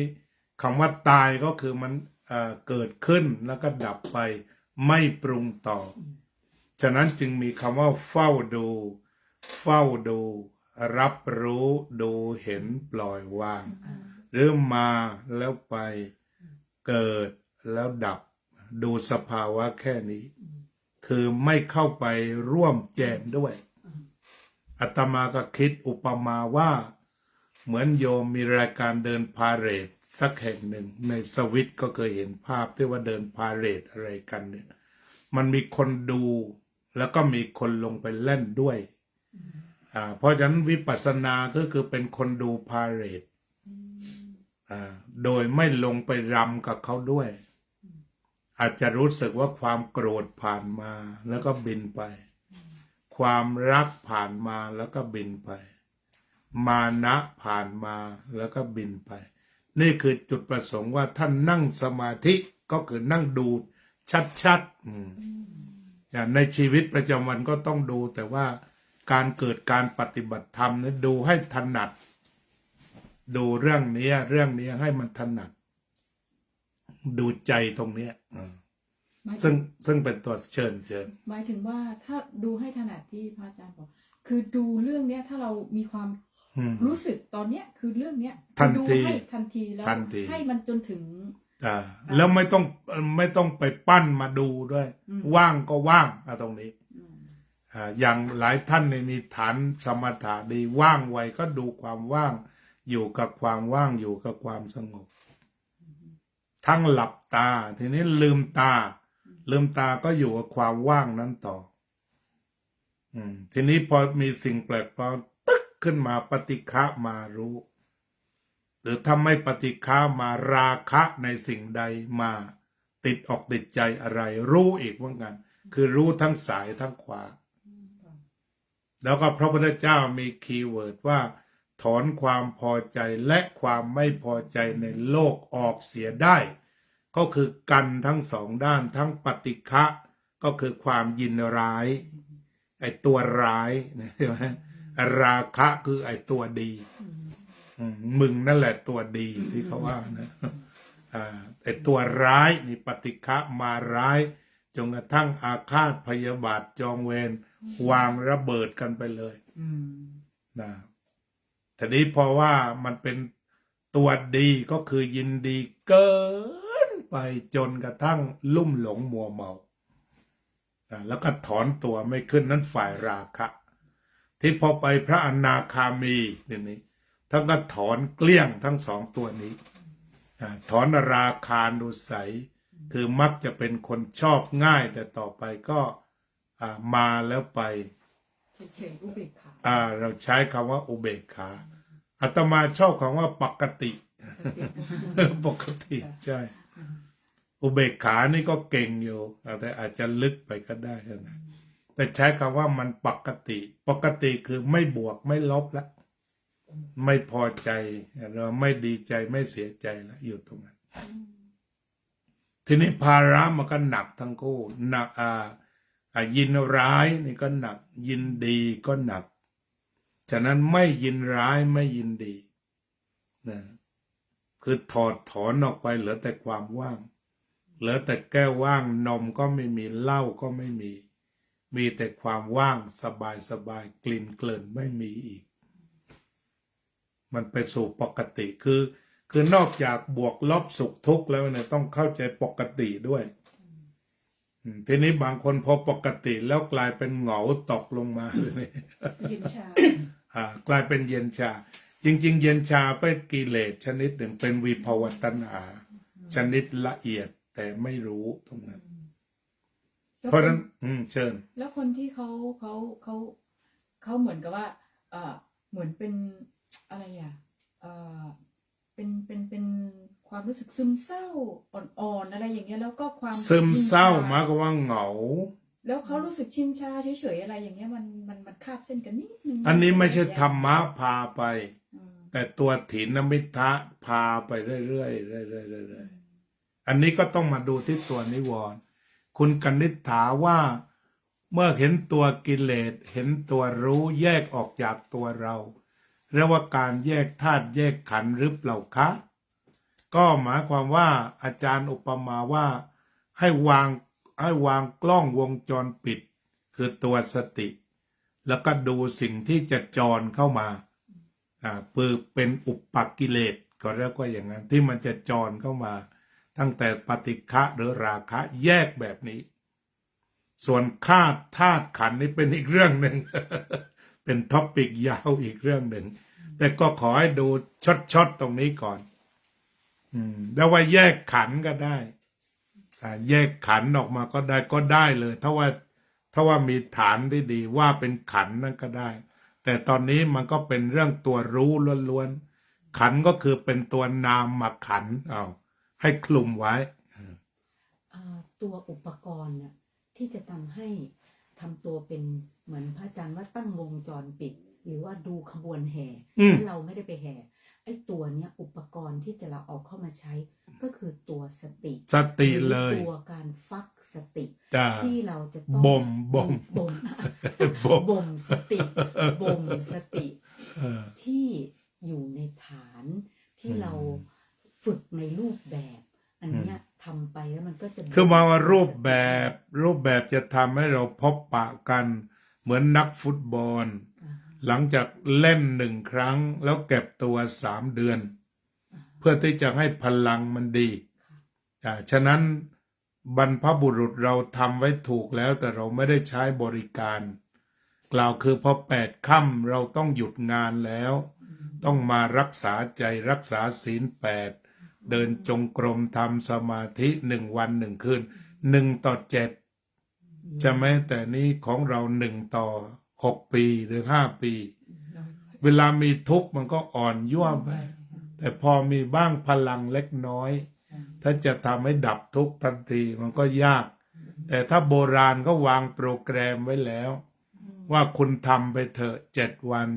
ควรจะพักใจสักหนึ่ง เพื่อที่จะมาเติมน้ำมันใจที่สถานี วัดก็คือสถานีเติม energy ไง ฉะนั้นการสร้างวัดทำไมเขาจึงชอบบริจาคบุญมันอยู่ตรงไหนใช่ไหมมันไม่ใช่ไสยศาสตร์บุญเนี่ย เพราะว่าฉันก็ดับทุกข์มาแล้ว คนนั้นก็ดับทุกข์มาแล้ว อย่างมีคนหนึ่งที่บริจาคเงิน20 ล้านแบบมีเหตุผล20 ล้านแบบมีเหตุผล เป็นชาวไต้หวัน ที่ทีปาพาวันเนี่ย ที่ทีปาวันเกาะสมุยเนี่ยก็คือเขาเองเนี่ยเป็นทุกข์เพราะเมียเป็นมะเร็ง เป็นเมียสุดที่รักที่สร้างเนื้อสร้างตัวมาแบบตำนานเลยจนกระทั่งร่ำรวยระดับส่งออก แต่ทีนี้เมียก็เป็นมะเร็งชนิดสู้เต็มเหนียว กี่ตังนี่ก็จ่ายได้หมดแหละทุกสิ่งที่จะซื้อได้ในโลกนี้เมียก็ทรงอยู่แบบนั้น ตัวเองก็ทุกข์ทรมานหัวใจจนกระทั่งเขาแนะนำว่าลงไปเที่ยวแถวเอเชียดูแถวไทยนะมันมีเรื่องวิปัสสนาอาจจะช่วยคุณได้เขาก็ไม่เชื่อ เพราะคนรวยแล้วมันก็เชื่ออะไรยากที่มันซื้อไม่ได้ ถ้าลองดูสักทีแบบแก้เหนื่อยก็ไปเที่ยวตะลุยประเทศไทยแล้วก็แวะสวนโมกได้ทำภาวนาครั้งแรกเนี่ยเรียกว่า10 วัน10 วันรู้สึกว่ามันเหมือนแวบว่าเริ่มสุขได้บ้างแล้วขอต่ออีก20 วัน2 คอร์สเลยแล้วทีหลังก็ขออยู่แบบคนวัดลองดูจากเศรษฐีมาหิ้วปิ่นโตพระบิณฑบาต เพราะว่าพระมันแหล่งความสุขแหละในพระบิณฑบาตได้เท่าไหร่ก็กินเท่านั้นแต่สุขแต่เขาเนี่ยมีเป็น100 ล้านยังหาสุขไม่พบเพราะฉะนั้นเขาต้องการสุขไม่ใช่ต้องการตังค์ฉะนั้นพระมีบาทเดียวมีความสุขน่าสนใจพระมีในสิ่งที่เราไม่มี ก็ไปเป็นลูกศิษย์แล้วก็รู้สึกอยู่มาวันหนึ่งบอกโอ้สุขแท้มีอยู่จริงทำยังไงเราจึงจะแบ่งสุขนี้ให้เมียได้ก็พยายามพามาจนได้ปฏิบัติจนแฟนนี่ได้รับภาวนาอย่างรวดเร็วแล้วกลับไปแล้วว่าตายอย่างมีความสุขคือตายแบบมั่นใจมากยิ้มเลยไปเลยบอกขอบคุณนะนี่คือสมบัติชิ้นสุดท้ายที่เธอมอบให้ฉันก่อนจากกันขอบคุณสามีแล้วพออาจารย์โพท่านไปจัดการที่ปฏิบัติวิปัสสนาที่โน่นนายคนนี้ไม่ลังเลที่จะบริจาค20 ล้านทำที่นั่งภาวนาจริงต้องขับรถ4 wheel ขึ้นไปบนยอดบวก4 wheel ที่ถ้าคนทั่วไปดูก็ตอนนี้ก็เริ่มจะบ้าแล้วมั้งทำวิปัสสนาเยอะใช่ไหมถ้าเรามองฝ่ายวัตถุนิยมใช่ไหมเพราะ20 ล้านมันดีกว่าแต่แกหลังจากอาตมาได้คุย personal ทีนี้อาจารย์โพให้คุยด้วย ท่านก็เล่าเรื่องที่อาตมาเล่าทั้งหมด และผมคิดว่าผมก็ไม่อดไม่อยากในการบริจาคนี้ แต่จะมีเพื่อนอีกเป็นจำนวนมากทั่วโลก ที่อยู่ในสภาพเหมือนผมกับแฟน และวันหนึ่งได้แสงสว่าง เพราะนั้น20 ล้านไม่แพง นี่คือ spiritual property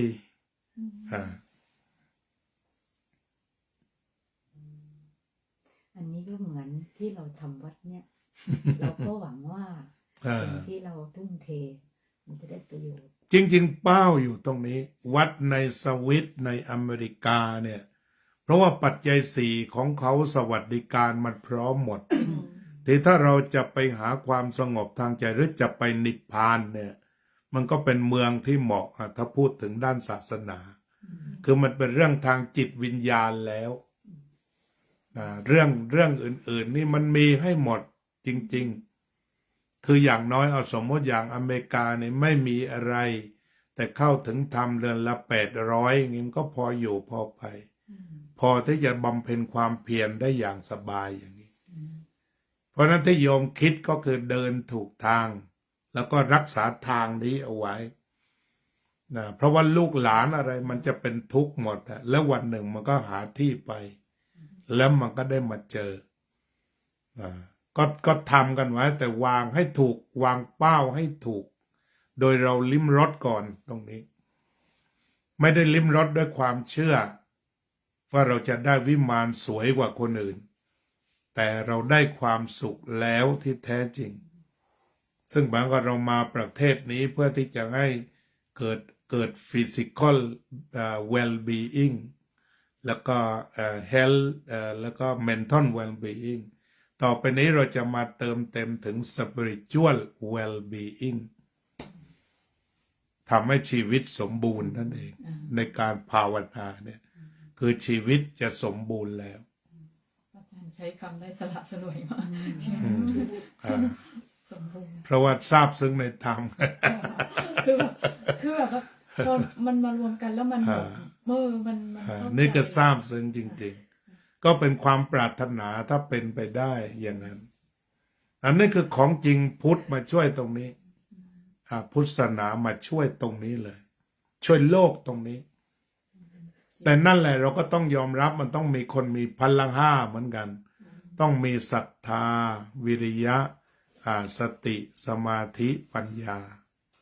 จึงจะสามารถที่จะเดินมาสู่จุดนี้ จริงๆพระพุทธศาสนาเนี่ยให้ฟรีกับทุกคน เพียงแต่ว่าเขาศรัทธาหรือเปล่าตรงนี้เราก็ต้องถามเหมือนกัน ที่จะแก้ทุกข์แบบนี้ทีนี้ในโลกของวัตถุอย่างว่าแก้ทุกข์ฉีดยาไปเลยอย่างนี้คือเขาต้องการไว้เอากัญชาสักหน่อยอย่างนี้มันอยู่ในขั้นกามสุขแบบที่ดิสคัสกันแต่ถ้ายกระดับจิตหนีจากตัวนี้ขึ้นมาได้ มันก็จะมาพบกับความสุขแท้นี่กระดาษด้านนี้มีกระดาษนิ้น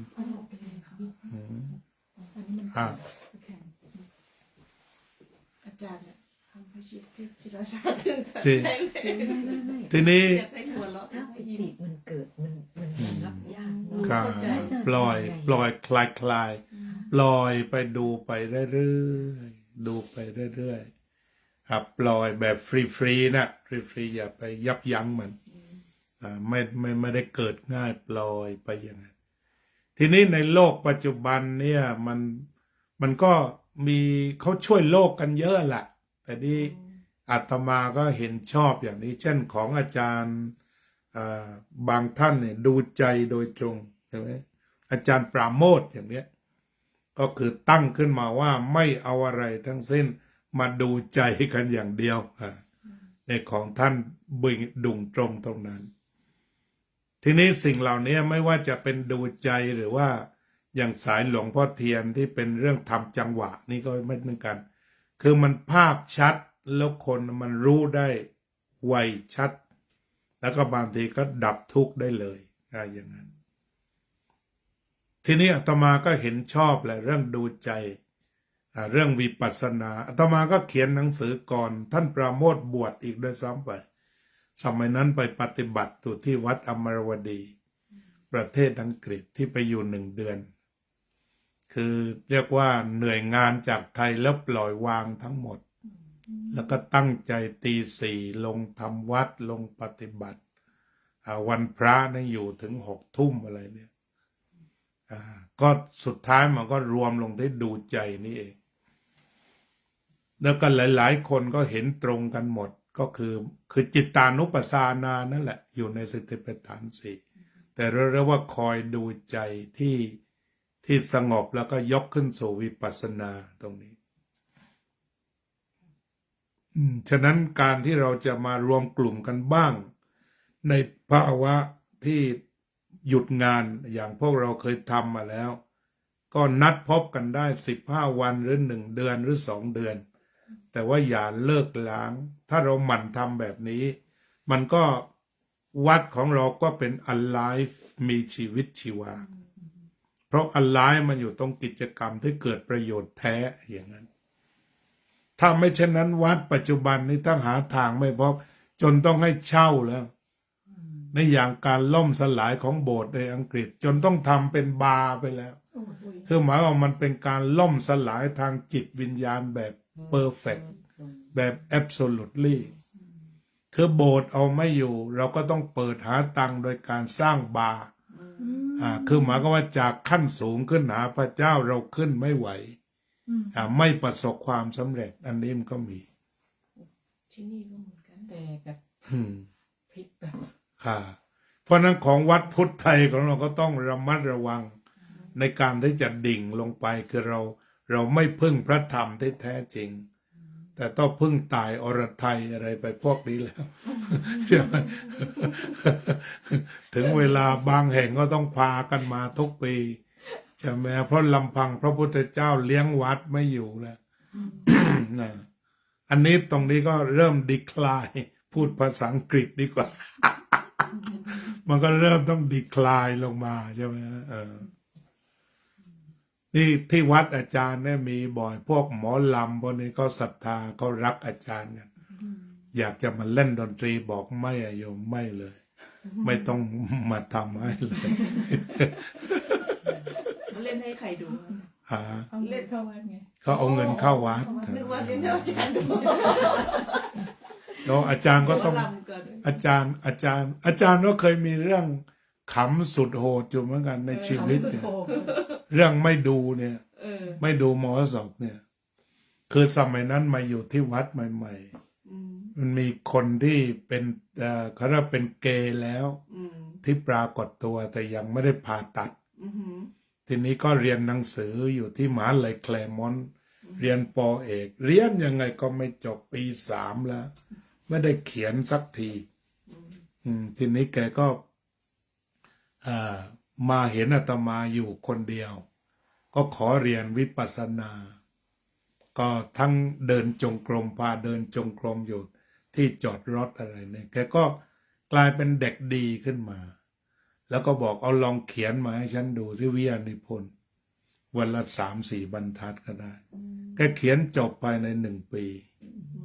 ทีนี้แกก็เป็นนักแสดงที่ดังแล้วก็ร่ำรวยแสดงในปารีสอะไรนี่นะเป็นนักเต้นแล้วก็จะเขียนเกี่ยวกับเรื่องนี้ทีนี้มันมีคราวหนึ่งแกเสียใจมากแต่เราก็ต้องปล่อยแกคือแกจบป.เอกเสร็จก็แกจัด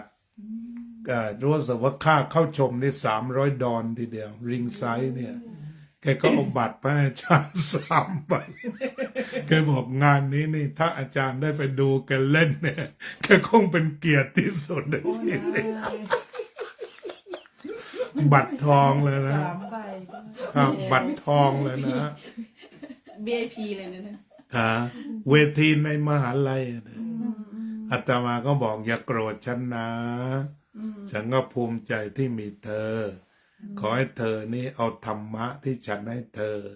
แล้วเธอได้พ้นทุกข์ไปในวงของเธอเถอะเขากำลังรอคอยอยู่ฉันก็ส่งเธอแค่นี้นั่นนะเธอจะเข้าคลับเข้าบาร์คุยธรรมะได้เลยแต่ฉันเนี่ยด้วยยูนิฟอร์มมันไปไม่ได้ เขาก็หายไปนะหายไปแล้วก็ไปทำสาวมาจากเมืองไทยทีนี้ เป็นผู้หญิง นะเป็นผู้หญิงนะ บอกว่าจะกอดได้ไหมโอ้ไม่ได้ อ๋อแสดงว่าเมื่อก่อนนี่กอดได้อยู่ นะก็ให้กอดได้บ้างอยู่ ตอนนี้เป็นหญิงแล้วก็ไม่ก็แปลกไปไม่ใช่ เนี่ยบางทีชีวิตอาตมาก็ขำนะฟังดูแล้วเดี๋ยวนี้เขาก็ไปทำมาหากินอยู่ทางตะวันออกร่ำรวย ตอนออกกลาง ตะวันออกทางนิวยอร์กทาง นึกว่าพันออกกลาง อาจารย์อยู่แคลิฟอร์เนีย แล้วแกก็ คือหมายความว่าบางอย่างเขาถามว่าวัดนี้รับเกย์เข้าวัดไหมครั้งแรกอย่างนั้นที่ก็รู้สึกดีใจ ที่เรารับเขาก่อน แล้วเขาก็ไปบอกแม่บอกว่า ฉันรู้ที่หายทุกข์แล้วแม่ถามว่าไปไหน บอกไป meditation มันแพงนะ meditation center ของอเมริกามันเปิดตามบ้านมันแพง วันกับคืนมันเก็บ$52เนี่ย โอ้ อันนี้บอกวิปัสสนาฟรีไอ้ยาเลยแม่มาด้วยทีนี้ อ๋อดีจัง คอร์สวิปัสสนาสติปัฏฐาน4นะ เรียนออนไลน์เขามาเรียนที่เราจัดงานกฐินน่ะ มาจากทั่วโลกเลยนะ มาสเตอร์เป็นผู้หญิงอยู่ที่อเมริกาเรียนผ่านคอมเนี่ยนะ เขาเสีย5 วัน 2,500 ฟรังก์ใช่เขามากินข้าวที่ร้านพี่ มีคนอิตาลีฝรั่งเศสยูเครนรัสเซียเต็มเลยแล้วเขาก็มาอยู่โรงแรมในอันเตเต้นแล้วก็ไปเรียนที่เราจัดวิปัสสนาจัดกฐินน่ะแล้วพี่ก็เลยบอก ปีแรกใช่ไหมคะ เขามา2 ครั้งก็มากินข้าวที่ร้าน แล้วพี่ก็บอกรอนะฉันกำลังหาที่ทำวัดถ้าฉันได้แล้วเธอมาฟรีมาวัดเนี้ยฟรี เอาแล้วเข้ามาอีกไหม ก็เราก็ไม่ได้ทำร้านแล้วไงเราก็ไม่รู้เขามาเขาก็ ไม่จุด ที่ พ ไม่ บ ได้ ปะ คอนแทคเขาไว้เลย มีผู้หญิงคนหนึ่งเป็นรัสเซียเขาก็มีวอทแอปกับพี่ แต่เขาก็เหมือนหนีจากที่รัสเซียนะเขาคงมีสตังค์อ่ะสามีเป็นอาร์คิเทคเขาก็มาหาที่อยู่ใหม่ สามีกับลูกก็ไปอยู่ที่ดูไบอีกสามีไปอยู่ดูไบลูกชายไปอยู่ที่ตุรกี เพื่อจะดูว่าจะย้ายรากฐานไปอยู่ได้ไหมเพราะเขาคิดว่ายังไงสงครามมันคงจะไม่จบง่ายเขาก็ย้ายไปอยู่ประเทศอื่น แล้วภรรยาเขาก็มาเข้าคอร์สเรายังตกใจเลยว่าเขามาเรียนอะไรเขาบอกเขาเรียนสติปัฏฐาน4พี่ฟังแล้วงงเลย ตอนนั้นเรากำลังหาวัดอยู่พอดีเลยที่วินเตอร์ทูก็มีนะ meditation course แค่วันเสาร์ ที่ลงในไลน์ก็มีที่ลงในเฟซน่ะมี ที่อย่างอเมริกาที่แน่นอนก็คือ ลูกศิษย์อาจารย์ชาฝ่ายคารวะเจ็คคอนฟิลด์คือเขาเคยบวช15 พรรษา แล้วสมัยนั้นเขาก็จะเจาะโลกตะวันตก แต่ก็พบว่าเขาเคร่งสุดๆไม่ได้มาลองอยู่3-4 วันนี่เครียด กลับไปบอกแบบนี้ศึกดีกว่าพอศึกมาก็เริ่มทำสถานที่เหล่านี้พออยู่ในสถานพออยู่ในสถานที่แบบนี้ก็แกก็ค่อยทำไป เดี๋ยวนี้นะยิ่งใหญ่มากคอร์สที่เรียกว่าวันกับคืน$52เนี่ยแล้วก็ไปอยู่เป็นครอบครัวเป็นอะไรไป ก็แกก็มีแฟนนะครับมีลูกสาวมีอะไร แต่ประสานงานก็อ่อนน้อมถ่อมตนน่ารักแหละ เป็นใครเดินเข้าไปในดินแดนแห่งนั้นก็ต้องยกมือไหว้กันเป็นแถว ฝรั่งก็ฝึกเขาดี แต่เป็นบริษัทนะเก็บเงินเก็บทองเสียภาษีอะไร ไม่ใช่วัดอ่ะไม่ใช่วัด ที่นี่ถ้ายิงแอดโฆษณาก็คนคงจะเยอะแหละถ้าทำอ่ะหนูคิดว่านะแต่มันก็จะสถานที่มันจำกัดไง ความจริงแล้วคล้ายๆว่าถ้าวันไม่หลักแท้ๆเราก็ทีละ3 คนทีละ2 คนคือดูแลข้างล่างให้มันพอมีที่นอนที่พอได้มาตรฐานอุ่น มีที่นอนที่หลับอะไรต่างๆเนี่ยก็พอได้นะอาตมาคิดว่าถ้าตั้งข่าว ที่เราเริ่มมาพระอาจารย์ ใช่ต้องตั้ง หน้ ข่าว ร้อน เริ่ ก็ ม กางเต็นท์หน้าหนาวเราก็ ใช่ ต้องเริ่ม ใช่ ว่าเรา แต่คล้ายๆมันต้องใช้เวลาให้รู้โยมกัลยาว่าเขายังมีชีวิตอยู่หรือเปล่า ก็น่าจะไปอยู่แถวตะวันออกหรือปารีสละโยม น้องกระเทยที่ว่าคนนั้นนะ เขาเป็นฝรั่งหรือไทยนะคะ อเมริกันแท้ๆเลยครับเขาก็เลยอยากเป็นไทยเลยไปผ่าตัดจากไทย อ๋อ ไม่ไปผ่าจากเกาหลี เขาเป็นสาวไทยกลับมา สาวไทยกลับมาอ๋อ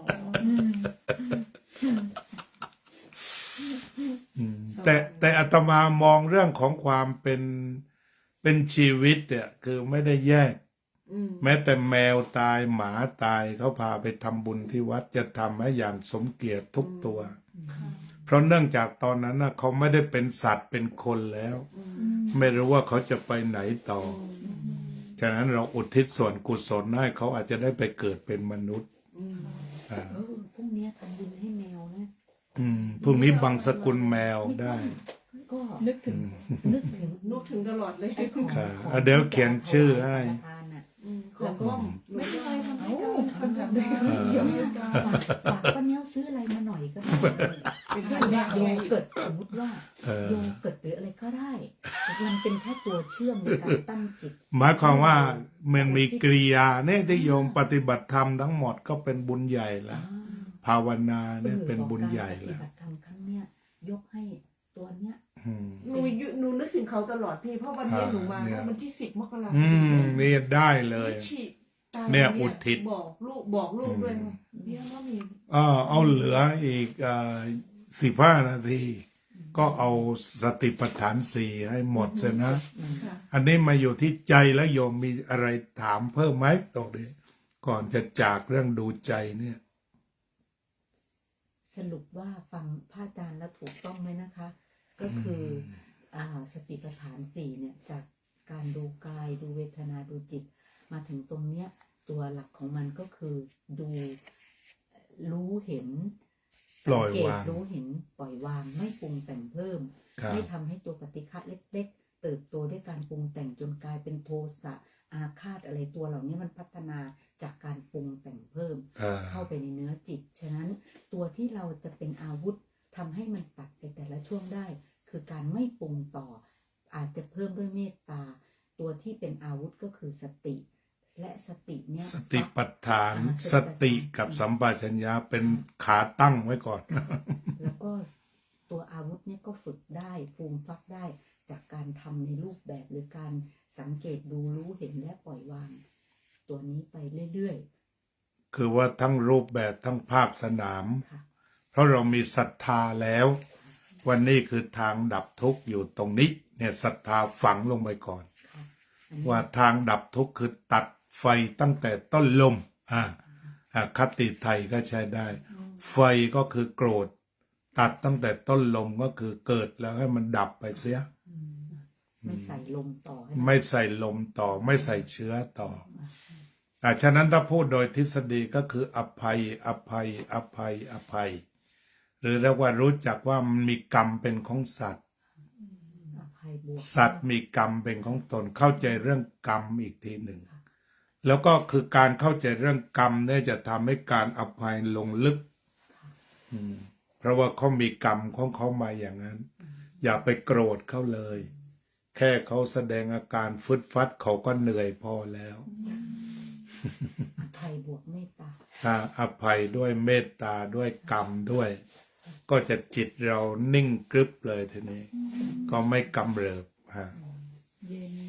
ครับทีนี้ก็มาตัวสุดท้ายเรียกว่าธรรมานุปัสสนา ธรรมานุปัสสนาจริง ๆ มันก็โยงไปอยู่ที่จิตหมดแล้ว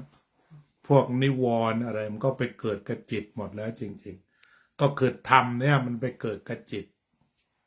เช่นนิวรณ์ห้ารักเกินไปเกลียดเกินไปชังเกินไปซึมเศร้าแซงเบื่อหน่ายฟุ้งซ่านมันก็จะไปจอดอยู่ในใจหมดเพราะฉะนั้นก็ให้มองว่าเป็นอนิจจังทุกขังอนัตตา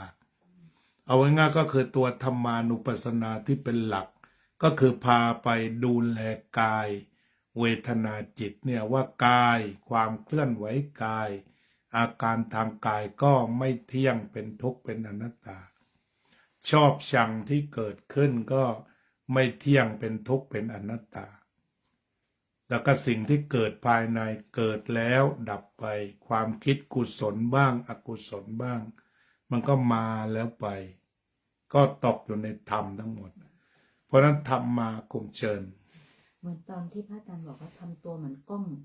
กล้องจะปิดใช่ไหม ก็เห็นมันผ่านไป หรือทำตัวเป็นคนดูขบวนแห่ จ้ะ ก็แค่เฝ้าดูตั้งแต่เริ่มขบวนจนขบวนผ่านจบไป แต่อย่าโดดลงรำด้วย เราก็แค่เฝ้าดู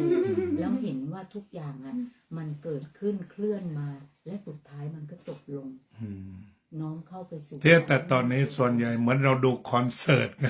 พอข้างบนมีดนตรีข้างล่างเล่นด้วย ขยับสนุก แต่เวลาจ่ายเขาจ่ายนักร้องนะ ไม่ได้จ่ายเรานะ อ่า แล้วต้องโหลดไหมคะอาจารย์ต้อง โหลดเก็บไว้ดูอีก กล้องวงจรปิดต้องเก็บข้อมูลไหม่โหลดไหม ก็เฝ้าดูเฉยๆไม่ต้องเสริมอะไรเข้าไป หรืออะไรใช่ไหม ให้มันดูซื่อๆของมันแค่นั้น ไม่ต้องมีโปรแกรมสีอะไร ขอให้มันปรากฏ อย่างใจก็คือ เห็นแล้วก็ดูไว้อย่าเติมมันเนี่ยอาจจะเรียกว่าไม่ปรุงก็ได้ แต่ง ครับเพราะมันมีความรู้ว่าเห็นโทษของมันแล้วอะถ้าปรุงอะถ้าปรุงอย่างน้อยหนัก เอาง่ายๆ ไม่ดีไม่ชั่ว ไม่ดีไม่ชั่วแต่หนัก สมมุติว่าโยมนั่งแล้วก็เกิดปรุงเรื่องสร้างวัดควรจะมีพระกี่รูปเอาพระมาจากไหน ไปติดต่อยังไงองค์นั้นก็ไม่มาองค์นี้ก็แพ้หนาว องค์นี้ก็กำลังจะมรณภาพแล้วกูจะสร้างวัดยังไงเนี่ยใช่ไหมอันนั้นไปแล้ว ทุกข์เพราะดี ทุกข์เพราะดีดีแท้ๆแหละที่คิดนะไม่ได้ชั่วเลยแม้แต่น้อย ทุกข์เพราะว่ากุศลถ่วงหนักเกินไป ทีก็กลับมาถ้าไม่คิดเนี่ยมันก็ไม่หนักต้องเทียบตรงนี้แล้วอย่ามาถามว่าคิดดีไม่ให้คิดเหรอก็ตามสบาย แต่ในที่นี้เราก็บอกว่ามันหนักไหม่ล่ะถ้าทานได้ก็คิดไป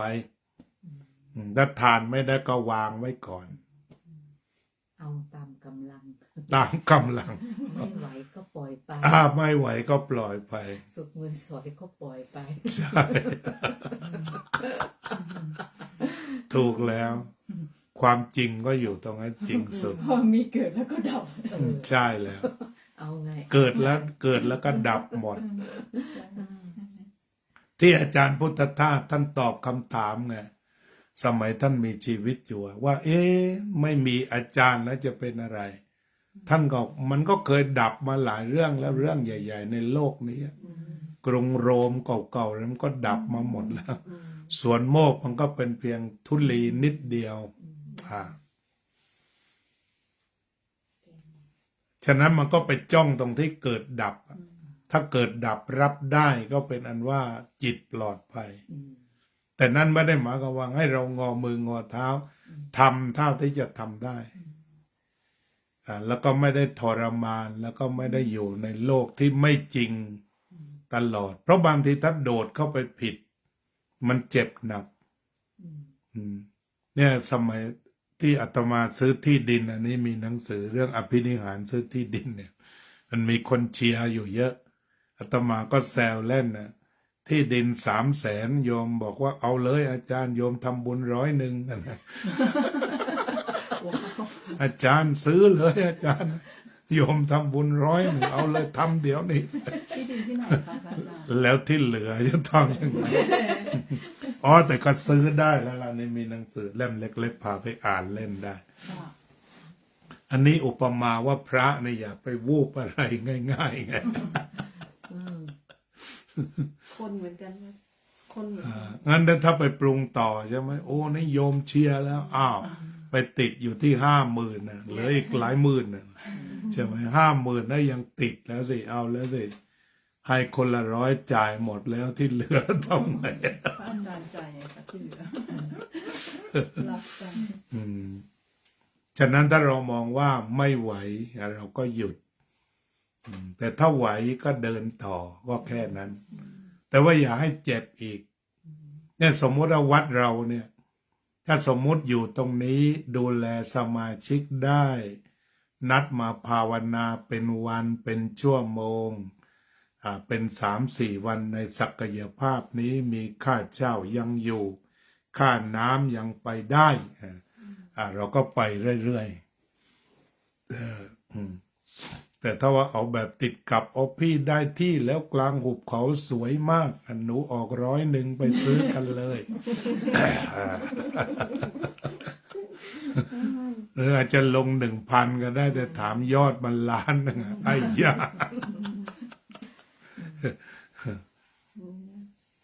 ไม่ไหวไง แต่ก็อยู่ในโลกที่เป็นจริงอาตมานี่ไม่ชวนใครไปเป็นทุกข์เด็ดขาดทำวัดเนี่ยเพราะข้างนอกมันทุกข์หนักแล้ว คือมาต้องมาแล้วง่วงมาวัดเนี่ยส่วนหนึ่งถ้าใครนั่งสับประงกเนี่ยไม่ว่าเลย เพราะว่ามันปล่อยวางแม้แต่แมวมาที่นี่ของโยมเนี่ยนั่งฟังธรรม เอาพี่เอาแมวมา ชักจะไม่กลับ วันนั้น กลับบ้าน เย้ จริงเหรอ จริง วันนั้น วันนั้น เราดื้อกับเจ้าของนิด ก็เลยต้อง อุ้มขึ้นบ่าเนี่ยโดดแผลวเลย พระอาจารย์ไปสัก จ้ะ แล้วก็มาดูไอ้ที่เขาซ่อมครัว ก็ตรงจากคลินิกหมอแมวมา ก็เลยหิ้วมาด้วยพลอยก็มาด้วย แมวออกจากกรงอะมาเดินอยู่แถวเนี้ยแล้วมันนอนอยู่ข้างพระอาจารย์ น้องยังไม่เคยมานะคะที่นี่ เคยมานะมันก็เดินทั่ว แต่วันนี้มันมานอนเนี่ย มันนอนอยู่ตรงนี้ นอนเนี่ยแต่ไม่ยอมกลับบ้าน หรอ เออ มันคงจะ ต้อง เย็ ไล่ นส นับบ าย จับกันกลับบ้าน ขนาดอุ้มแล้วยังโดดลงอีก อ้าวไม่ยอมกลั แต่ บ พี่ก็ไม่ปล่อยให้มันอยู่ที่นี่นะ ก็มันไปหาหมอมันเหนื่อยไง มันเหนื่อย เพลียด้วยเป็นไข้ไม่สบายก็เลยแล้วมันเย็นดีตรงนี้ไม่มี มันเดินไปซุกทั่วนะมันไม่ให้จับ มันเดินไปซุกตรงนู้นใต้โต๊ะนั่นน่ะ แล้วสุดท้ายพระอาจารย์เริ่มเทศพระอาจารย์เทศ6 โมงอ่ะ อืม มันก็มานั่งฟังตรงเนี้ยแล้วไม่ให้ไม่กลับเลย อืม ทีนี้คอนเซปต์ก็เป็นว่าทำยังไงเนี่ยเราสร้างวัดเราเนี่ยจะผ่อนคลายจะรีแลกซ์จะรีลีฟแล้วอีกอย่างหนึ่งเราก็อายุเริ่มสูงด้วยใช่ไหมฮะ ทำไมอาจารย์หันไปทางนู้นแบบนี้อาจารย์หันไปทางนู้น ต้อง ขึ้นก็ได้ยังไม่ค่อยจะไหวแล้ว แต่ยังเก่งอยู่ทีนี้โดยเฉพาะอายุสูงเนี่ยเราก็จะได้มารวมตัวกันไงเป็นที่ที่ดีที่สุดต่อไปเราก็นัดรวมตัวกันที่นี่มันก็กลายเป็นศูนย์ผู้สูงอายุที่เป็นไปในทางเป็นไปในทางสปิริ เดี๋ยว ชวล พวกนี้ไม่กล้ามาเลยบอก ที่ สูงอายุ รอแป๊บนึงเดี๋ยว แล้วพี่ก็เป็นเหนียว ทีนี้คนที่อายุสั้นๆกันยังไม่สูงเนี่ย ก็จะต้องมา เพราะเขายังอยู่ในโลก แต่จะต้องปะทะทุกข์อีกนาน ฉะนั้นต้องรีบมาก่อนผู้สูงอายุ ใช่ เพราะว่ายังจะต้องทุกข์อีกนานต้องเด็ดทุกข์ซะเดี๋ยวนี้ ต้องดับทุกข์ให้ได้ก่อนเพื่ออยู่ในโลกอย่างมีความหมาย ก็เป็นว่าวิธีพิจารณากายเวทนาจิตธรรม ดังที่กล่าวมา มีโอกาสก็คุยกันอีก good evening from Switzerland good morning New York คุณเดฟมาแล้วนะ คือแบบ good morning แล้วสิป่านนี้ good morning แล้วใช่7 โมง 7 โมงเช้าเวลา 7 โมงบ้านนิวยอร์กอาจจะ10 โมงแล้วก็ได้ ทั่วโลกก็ยังไม่ได้เห็นกันนะ เมื่อคืนเจอพายุหนักก็สวดไปง่ายเบาแล้วว่างั้น ช่วงทำวัดเนี่ย พายุคือฝนตกหรือว่า คือพายุหิมะด้วย อย่างที่อังกฤษตอนนี้ก็ อย่างแรง อย่าง เยอร แร มัน ง ก็หนัก เออเยอรมันก็ ทั่วเลย บอกเขาเขียนว่า pretty bad ว่างั้น แปลว่าเลวแบบสวยงาม pretty ที่แบด pretty bad แต่มัน ส ก็สวย ตอม จริงๆที่มา ไม่แค่หนูรู้สึกว่าถ้ามาที่นี่อ่ะแค่บางทีแค่ได้มามันก็รู้สึกสบายใจแล้วจริงๆนะ ดี บางทีเราไปวัดมันรู้สึกวุ่นวายนะพี่ไม่ได้หมายถึงที่ เข้า เมือง ใจ ไทยก็เหมือนกันแต่บางทีแต่เรามาที่นี่รู้สึก คือมันเป็นอย่างนี้ คละที่อะ บางคราวนะครับว่าเราไม่ได้เชื่อม organization กับธรรมะเข้าด้วยกัน อือฮึ เพราะเรา separate ออกไป ค่ะ บางทีนักบริหารก็ไม่สนใจธรรมะ อือฮึ ในการที่จะทำอย่างนี้มาคุยแบบนักบริหารก็เครียดแต่ที่ถ้าว่านักทำแล้วก็นักบริหารคือหนึ่งเดียว ความเครียดมันก็ลดลงไป เพราะมันมีทิฏฐิสามัญญตาด้วย อืม แล้วก็ธรรมะที่ปฏิบัติมันจะรองรับ แล้วสัมผัสได้ว่าสุขแน่นอน อืม อ่าคือมองแล้วให้มันเห็นทางคือเราวางของเบาไว้อะ อืม เป้าหมายคือต้องเบาถ้าว่าลุยไฟนี่เราถอยก่อนทันทีระวังจะลุยไฟแค่นั้นเองเบาไว้เบาไว้อย่างเงี้ยแล้วก็ความฝันของโยมประสบความสำเร็จว่ามาวัดแล้วปล่อยวาง Good afternoon Switzerland Good morning California The storm has passed only a little bit rain now May you be well and safe and warm. Stay warm. Physical warm and spiritual warm. หากจิตตั้งมั่นแล้วเห็นเพียงจิตที่ตั้งอยู่ เวลามีเสียงเกิดขึ้น ขณะนั้นคือเสียงนาฬิกา จึงภาวนาว่าได้ยินหนอ เสียงหายไปสักพักได้ยินอีกตรงนั้นอย่าไปคิดมาก เพราะไม่ใช่เสียงด่าไม่ต้องระวังมาก เสียงนาฬิกาเสียงหมาเห่าพวกนี้ปล่อยไปครับคือหมายความว่ามันไม่ได้ทำอันตรายจิต เพราะนั้นให้ระวังคือระวังจิตที่จะบวกลบ แต่นาฬิกาก็บางทีอาจจะลบได้ เช่นเราตั้งไว้ตีสามแต่มันไม่หายง่วงใช่ไหมก็ตกลงมาจากหัวเตียงก็มีใช่ไหมมันกลายเป็นเสียงที่เลวร้ายได้ แต่ก็เป็นว่าถ้าเสียงนาฬิกาปกติเอาได้ยินหนอก็ได้แล้วหายไปก็แค่นั้น เพราะว่ามันไม่มีส่วนในการสร้างความพอใจและความไม่พอใจ หรืออภิชาและโทมนัสใดๆมันว่างนั่นนะได้ยินปังว่างปังว่าง มันก็มีอีกหลายเรื่องที่ว่างดีปฏิบัติได้ละเอียดคุณกนิษฐานี่เก่งอันเนี้ยโยมก็เดินถูกทางแล้วก็เดินต่อคือนิยมระวังแบบของแถมแล้วว่าเสียงนาฬิกาก็ยังระวังแล้วใช่ไหมอันนี้ถือว่าปลอดภัยสูงสุดปลอดภัยสูงสุดอาณาเขตจิตใจของโยมเนี่ยปลอดภัยสูงสุดที่ปกติเราก็ระวังบวกลบก่อนที่ต้องระวังที่เขาเรียกว่าสำรวมเคยได้ยินไหมสำรวมจริงก็คือหมายความว่าระวังไม่ให้บวกลบถ้าเป็นภาษาวัดเขาบอกว่าระวังไม่ให้ยินดีในอารมณ์เป็นที่ตั้งแห่งความยินดีโยมพอฟังรู้เรื่องแล้วอย่างตอนนี้เขาบอกมันฟังยากใช่ไหมนี่เขาจะพูดแบบเนี้ยระวังไม่ให้ยินร้ายในอารมณ์เป็นที่ตั้งแห่งความยินร้ายก็หมายความว่าเสียงหูที่เขากระทบแล้วฟังไม่ค่อยดีระวังรักษาจิตให้เป็นกลาง รักษาจิตให้เป็นกลาง เป็นกลางก็คือคล้ายๆว่ามันอยู่ระหว่างอะไรรู้ไหมเดี๋ยวเย็นนี้จะเปิดสวดให้ฟังมันอยู่ระหว่างในอริยมรรคนะสัมมาสมาธิเราสวดข้อเดียวจะรู้เพราะมันอยู่ระหว่างสติกับสัมปชัญญะไงเพราะนั้นคำว่ากลางต่อไปต้องตอบว่าให้ได้นะเป็นกลางก็คือว่าระหว่างสติกับสัมปชัญญะไอ้ที่กลางเนี่ยไม่ได้กลางอะไรนะต้องบอกด้วยกลัวว่าจะเป็นการเพ่งของการได้ยินไม่ต้องเพ่งหรอกมันก็เห็นมันผ่านก็ยิงตกเท่านั้นเองเพ่ง ท่านกลัวว่าจะเพ่ง เพ่งมันคดี ได้ยินก็ได้ยินตรง concentrate โยมก็ let go อาจารย์เพ่งนี่คอนเซนเทรตเหรอใช่เพ่งใน concentrate focus นั่นเองเพ่งๆเยอะไปก็ไม่ดีเยอะไปมันจะเครียดใช่น้อยๆนี่คือแต่ใช่ไหมคะคล้ายๆว่าเพ่งหรือไม่เพ่งเป็นอย่างนี้มันเริ่มตั้งแต่ดูลมหายใจถ้าเพ่งนี่เอาอย่างนี้เลยเยอะไปแต่นี้ถ้าสมมุติไม่เพ่งก็หายใจปล่อยเป็นเรื่องของมันแต่ใส่รู้อันนี้คือไม่เพ่ง หรือเวลาโยมหั่นผักเนี่ยก็เหมือนกันถ้าเพ่งก็ต้องรู้รู้ เหนื่อยเลยอย่างนี้ รู้เหนื่อย ทีนี้แบบที่พระอาจารย์ว่าให้ทำเหมือนจอมยุทธไง ก็คือหั่นไปแล้วก็รู้กว้างๆไป ไม่ปล่อยใจให้ไปไกลกว่านี้ แต่ไม่ถึงกับ เหมือนได้ออกกำลังกาย อันนั้นคือ เวล ห้า ทำกับ เซ ข้าวน ห้าเซนห้าเซน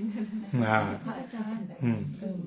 อานาปานสติเนี่ยรู้ลมหายใจเวลาลมหายใจเข้าเราก็จะรู้ว่ามันเย็นที่โพรงจมูก อืม แต่เวลาหายใจออกนะหนูไม่รู้อ่ะมันไม่มีความมันเพราะว่าการหายใจออกมาเนี่ยมันอุ่นอยู่แล้ว อืม หนูไม่รู้ค่ะ ถ้าจะรู้อีกทีก็คือต้องเอาปลายนิ้วรอที่ปลาย อ๋อที่จริงไม่ต้องรอนะ อย่างอาจารย์นี่ไม่มีกำหนดเลย ไม่หรอกคะ ข้าวออกมันรู้ของมัน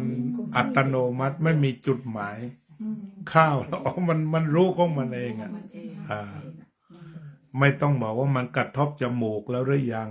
โอเค แต่ถ้าโดยกว้างๆจิตยังไม่ละเอียดก็ดูกับเพื่อมแถวนี้ก็ได้ ดูท้องนี่ก็ได้ แต่หนูจะดูที่ เอา ปลย จุด จมูก ใหญ่ เอาเป้าใหญ่ แต่ถ้าสมมติว่ามันเราลึกซึ้งแล้วมันก็รู้แล้วรู้ข้างในว่ามันออกหรือมันก้าวรู้แล้ว รู้เลยไม่มีเครื่องหมายเลย แต่ว่าครูบาอาจารย์ท่านก็เก่งที่ท่านพยายามวางจุดให้ มีความเมตตากับลูกศิษย์นั่นแหละที่สอนวิปัสสนาเนี่ยเช่นว่าพองยุบอะไรต่างมันชัดดีมันใช้ปลายลมเอาโยมไม่ต้องเพ่งแต่ว่าเฝ้าดูนะ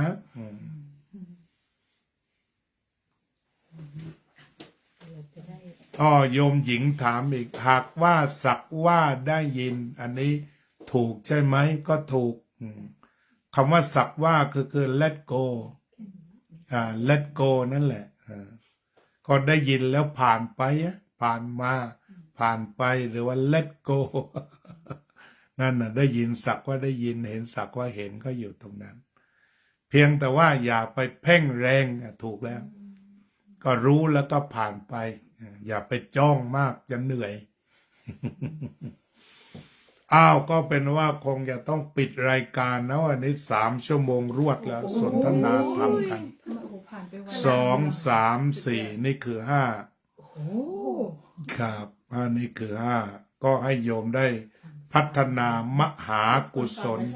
เหมือนไม่เหนื่อยเลย นะโยมจะได้ไปพัฒนามหากุศล1 ชั่วโมง พักผ่อนหรือจะมาคุยติ๊กตอกต่อ เป็นงานที่ทำติ๊กต็อก ครับเดี๋ยววันนี้ต้องอวยพรใหญ่ เพราะโยมจะได้สาธุใช่ไหมเราก็จะได้ปิดรายการด้วยการแผ่เมตตาพร้อมกันหรือว่าอาจารย์นำก็แล้วแต่ สัพเพสัตตาสัตว์ทั้งหลายที่เป็นเพื่อนทุกข์เกิดแก่เจ็บตายด้วยกันทั้งหมดทั้งสิ้นอเวราโหนตุจงเป็นสุขเถิดอย่าได้มีเวรแก่กันและกันเลยอัพยาปัชชาโหนตุจงเป็นสุขเถิดอย่าได้พยาบาทเบียดเบียนซึ่งกันและกันเลยนีคาโหนตุจงเป็นสุขเถิดอย่าได้ทุกข์กายทุกข์ใจเลยสุขีอัตตานังปริหารันตุจงมีความสุขกายสุขใจรักษาตนให้พ้นจากทุกข์ภัยทั้งสิ้นเถิดเดี๋ยวให้เดฟหน่อย May you all be free from dangers May you all be free from hostility May you be free from aversion May you be free from suffering May you remain your happiness and peace forever อภิวาทนาสีลิสะนิจจังวุฒาปจายิโนจัตตารโอธรรมาวัฏทันติ อายุวันโนสุขังพระลัง โฆษณาก่อนเลยพอดีคุณหญิงถามสุดท้ายคำว่าสักว่า ฉะนั้นทำวัดเย็นเสร็จก็จะได้บรรยายเรื่องสักว่าอย่างฟูลสตอรี่เจริญพร จากทุกโนตนาบุญนะคะ อนุโมทนาบุญค่ะ อันนี้เรียกว่าอนุโมทนาใบแล้วก็ปฏิทานามัยเอาเดี๋ยวดูโยมอนุโมทนาบุญกันหน่อยอนุโมใหม่เอาหันหากันเอา สาธุอนุโมทนาสาธุค่ะ เนี่ยบุญนี้อยู่ในบุญ10เนี่ย สาธุค่ะ เนี่ยที่ว่ามีคนถามว่าทำบุญยังไงไม่ต้องเสียตังค์ก็ไม่ต้องจ่ายแบบนี้